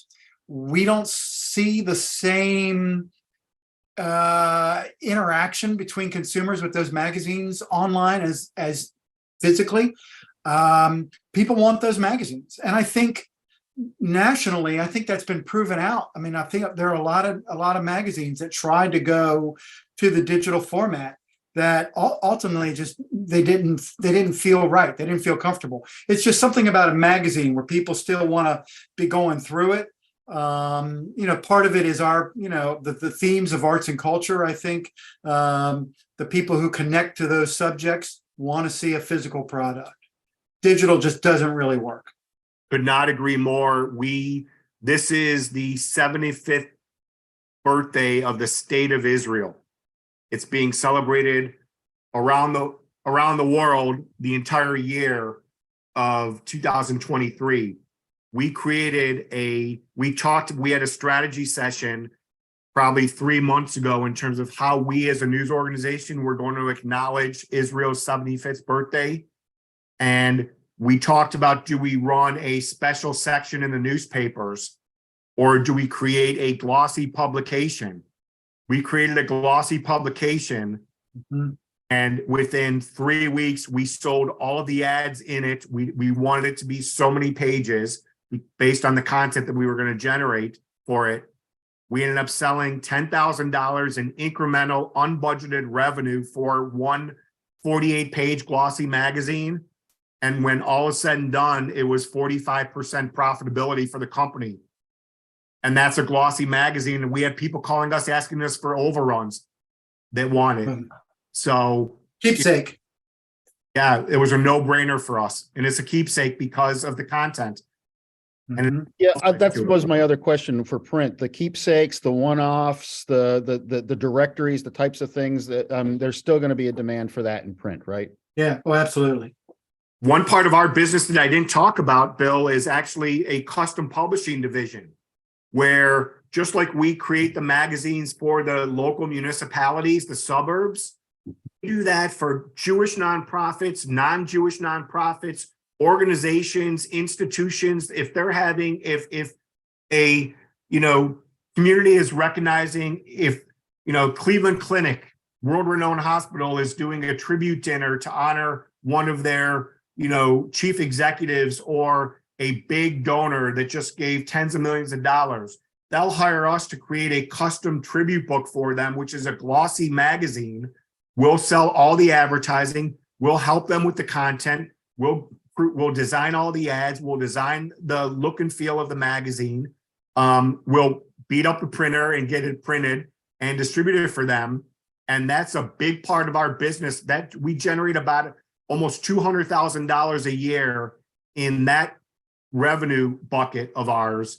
And again, we have a custom publishing manager and a sales rep that sell those ads, as well as other things that we do here that are part of our sales team. And that's a big, big revenue generator. And those are all based on glossy.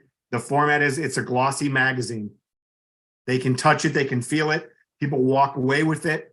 Has a shelf life to it. People can see their ads. And, the alternative is doing a digital version of that, which doesn't really work. Some people do that. They did that during the pandemic. And when they had online only tribute events and they had a digital publication, but they've gone to, they now go back to the printed product. We think there's a big business there that can, we've proven the business works there, and we're committed to it. Excellent. Thank you both. Nita, you have a question.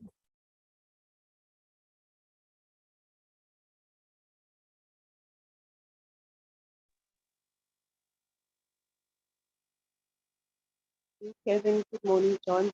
Thank you for the presentation. I Morning, just Nita. want to both of you. You've identified your niche. You're very specific in who you're servicing. Do you have other competitors that is doing the same that you are doing in your immediate areas that you operate? And how do you outsmart them? It's a great question.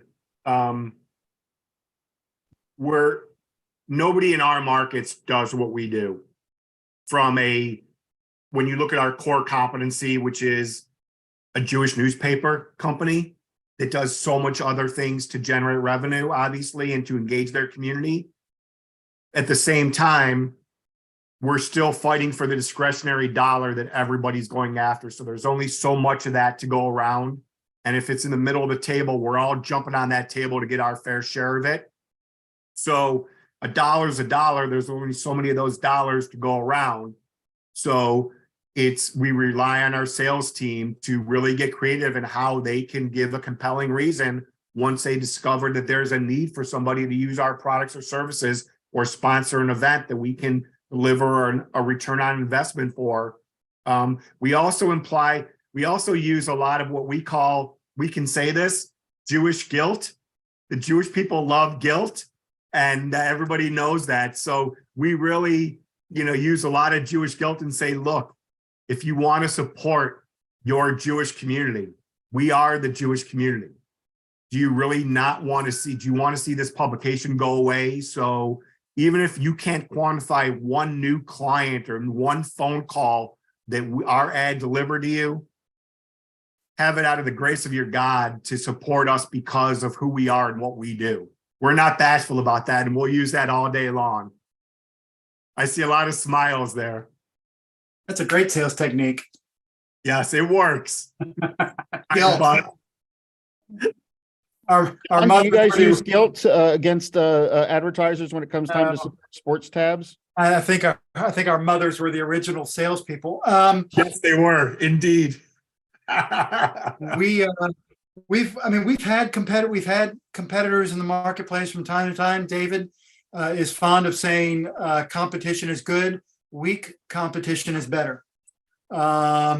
We on the magazine side have seen magazines come and go. They think they can do it as easily as we can. And I think if you're in this business and you put out these publications and you do it fairly successfully, you understand how difficult it is to make it look easy. It's a lot of work. And what they find is, for the most part, they don't know how to sell advertising. That's really what it comes down to. Is we are fortunate that our publisher knows what it means to sell advertising, and we've got a great ad staff. Because we go out into the marketplace and we have so many different products. Do you want to be in the magazine? Do you want to be in the newspaper? Do you want to be in an email newsletter? Do you want to be statewide? Do you want to just be regionally?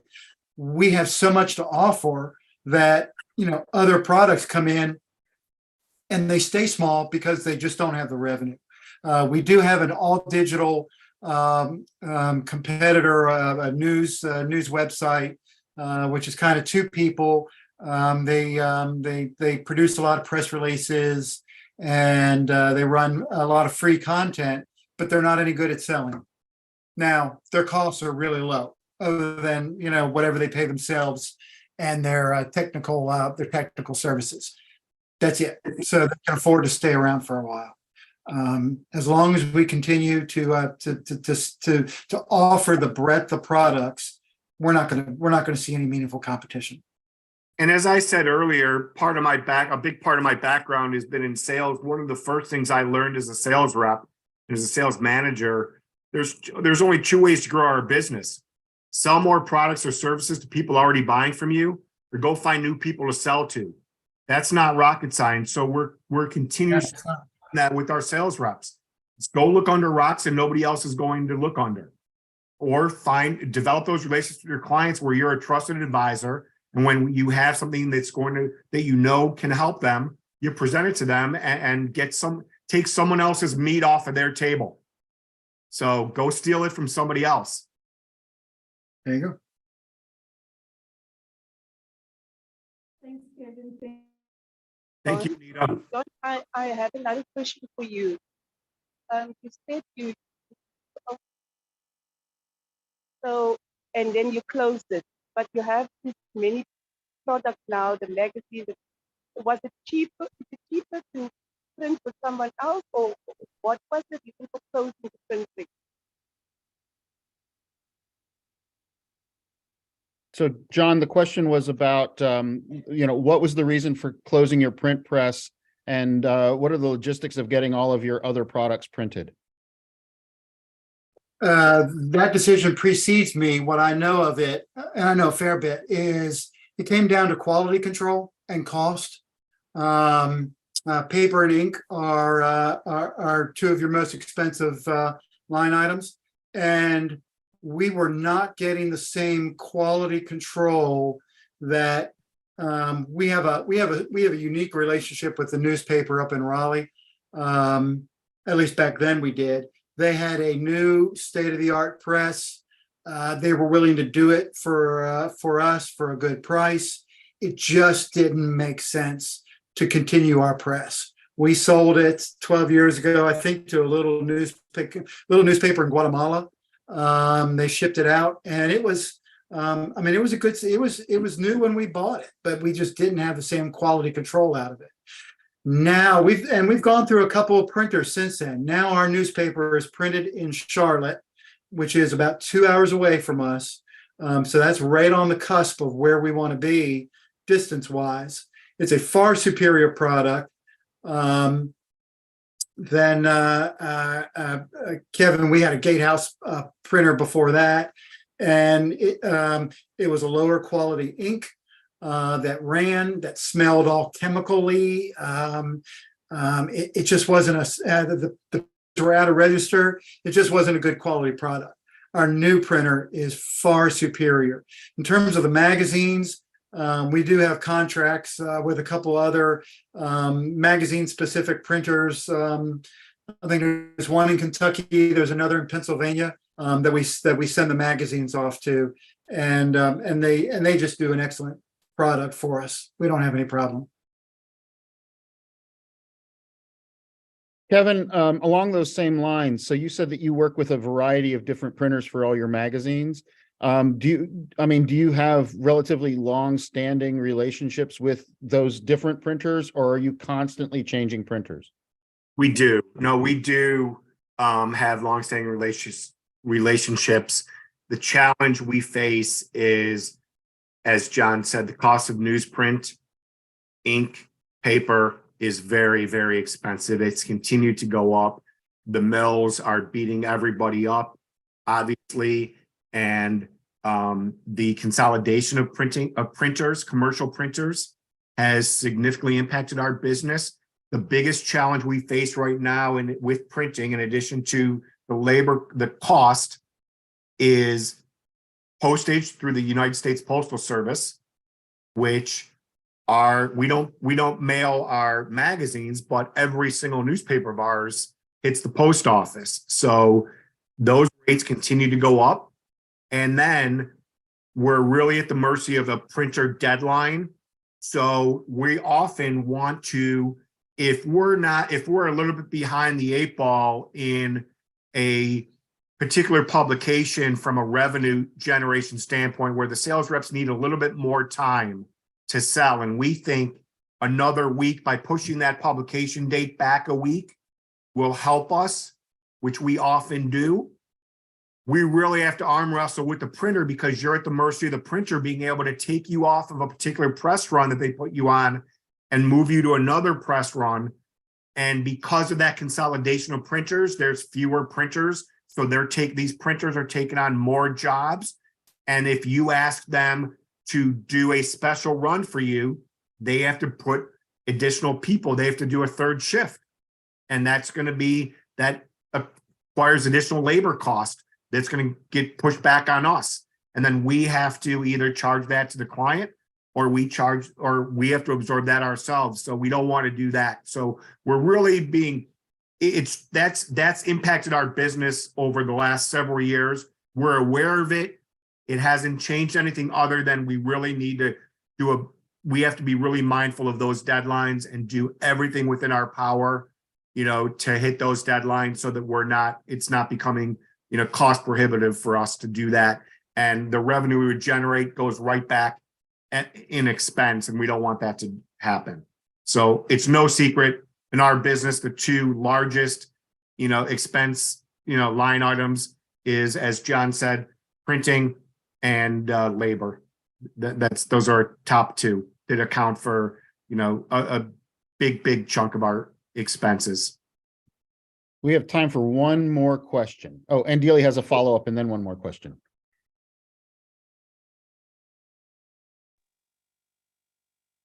The last question I want to ask John. John, you keep on buying other publications. Where do you get the funding from? Do you fund yourself to buy those things, or where's the funding coming from? I think I got the gist of the question, which is where we get our funding to buy other publications.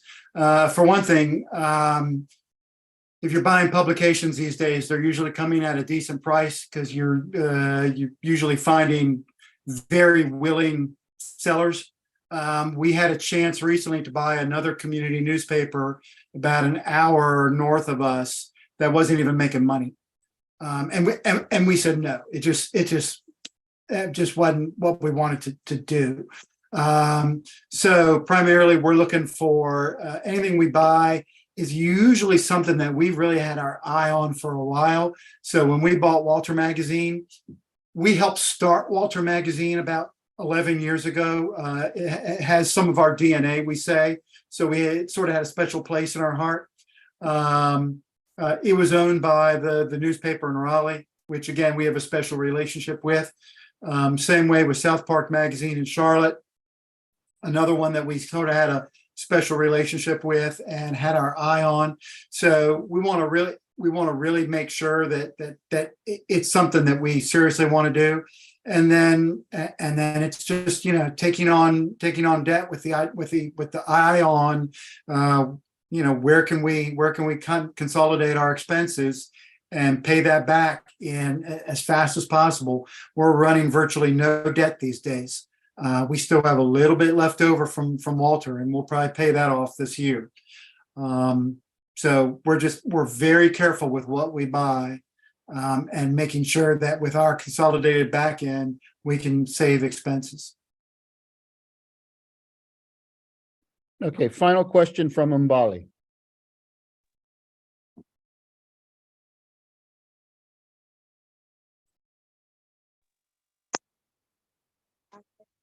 Both of you. The question is related to as we are here, we are on the issue of owning a printing press as publishers collectively, because in South Africa we have over 150 community newspapers in various commercial printers around the country. So I just want to get your opinion or your advice to us as publishers who are seated here and others who are at home. Is it a viable option? Is it a viable option? Let's say the second-hand one. If you have a brand new one, that's an option. Where does one go? No, there's what but for 100 over 5 million, would that be a viable option?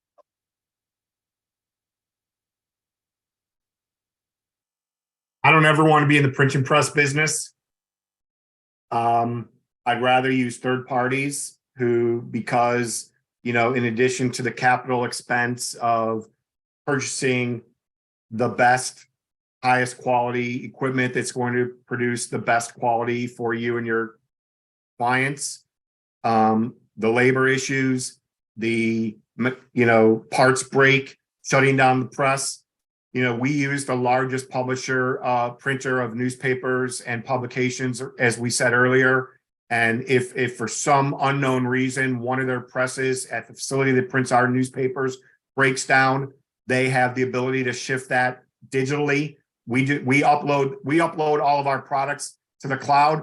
We go to a secure FTP site and they can pull that up anywhere. So that job can get, those pages could get shifted over to another press anywhere. And all they have to do is figure out how to truck it to the post office that we need it to get it in our subscribers' hands. So we've never had a conversation, nor do I want to entertain one, about owning our own, printing press. Yeah, it's just the expense. It's just the expense.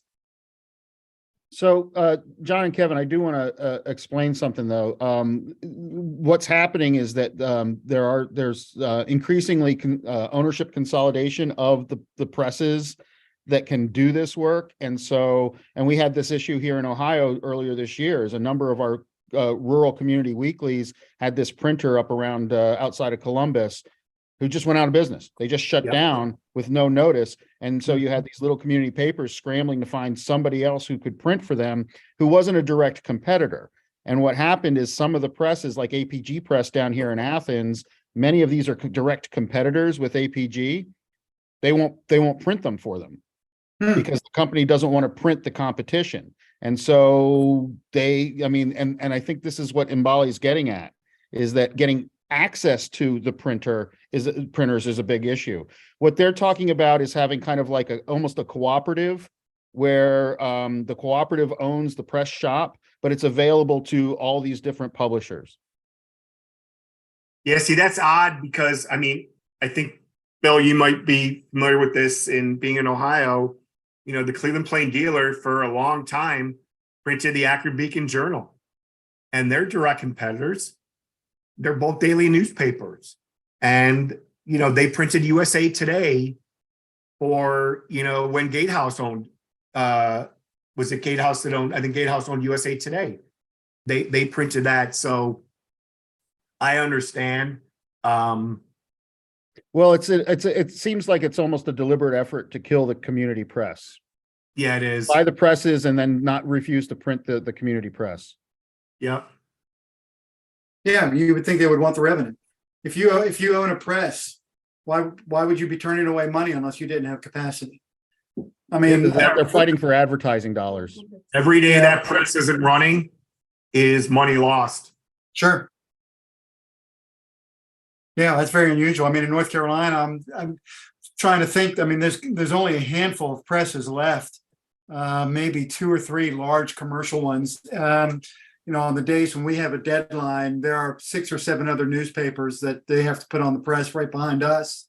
We're the first one off the press at 2:00 in the afternoon. We're fortunate that they're willing to take us because most of the presses are at capacity. So if they have capacity and they're turning away revenue, God bless them. Yeah, I agree completely. All right. Short-sighted. Kevin and John, thank you so much for giving us so much of your time. We know you're super busy. Thank you all. Thank you for including us. This is an honor. This was awesome. Thank you so much. Enjoy the rest of your day. All Bill, right, thanks, guys. Bill, I can't speak for John, but if our friends in South Africa, as colleagues in the business, feel free to share my information. And if there's anything I can do to help them and answer any questions, offline, I'm happy to do that. Obviously pro bono and anything I can do to help their cause, I'm happy to do that. Thank you. What I'm going to be doing is I'm going to be gathering questions so that I can email them, so that I can kind of eliminate duplication, but also make sure that the answers can be shared. So they'll send me the questions. I'll consolidate them and email them to you, Kevin and John. I'll include you, but I'll also send them to David. And David and Yes, I please. talked about that.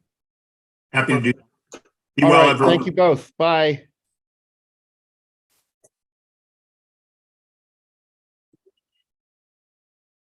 Can I close out? Jutton? Can I leave? Yeah.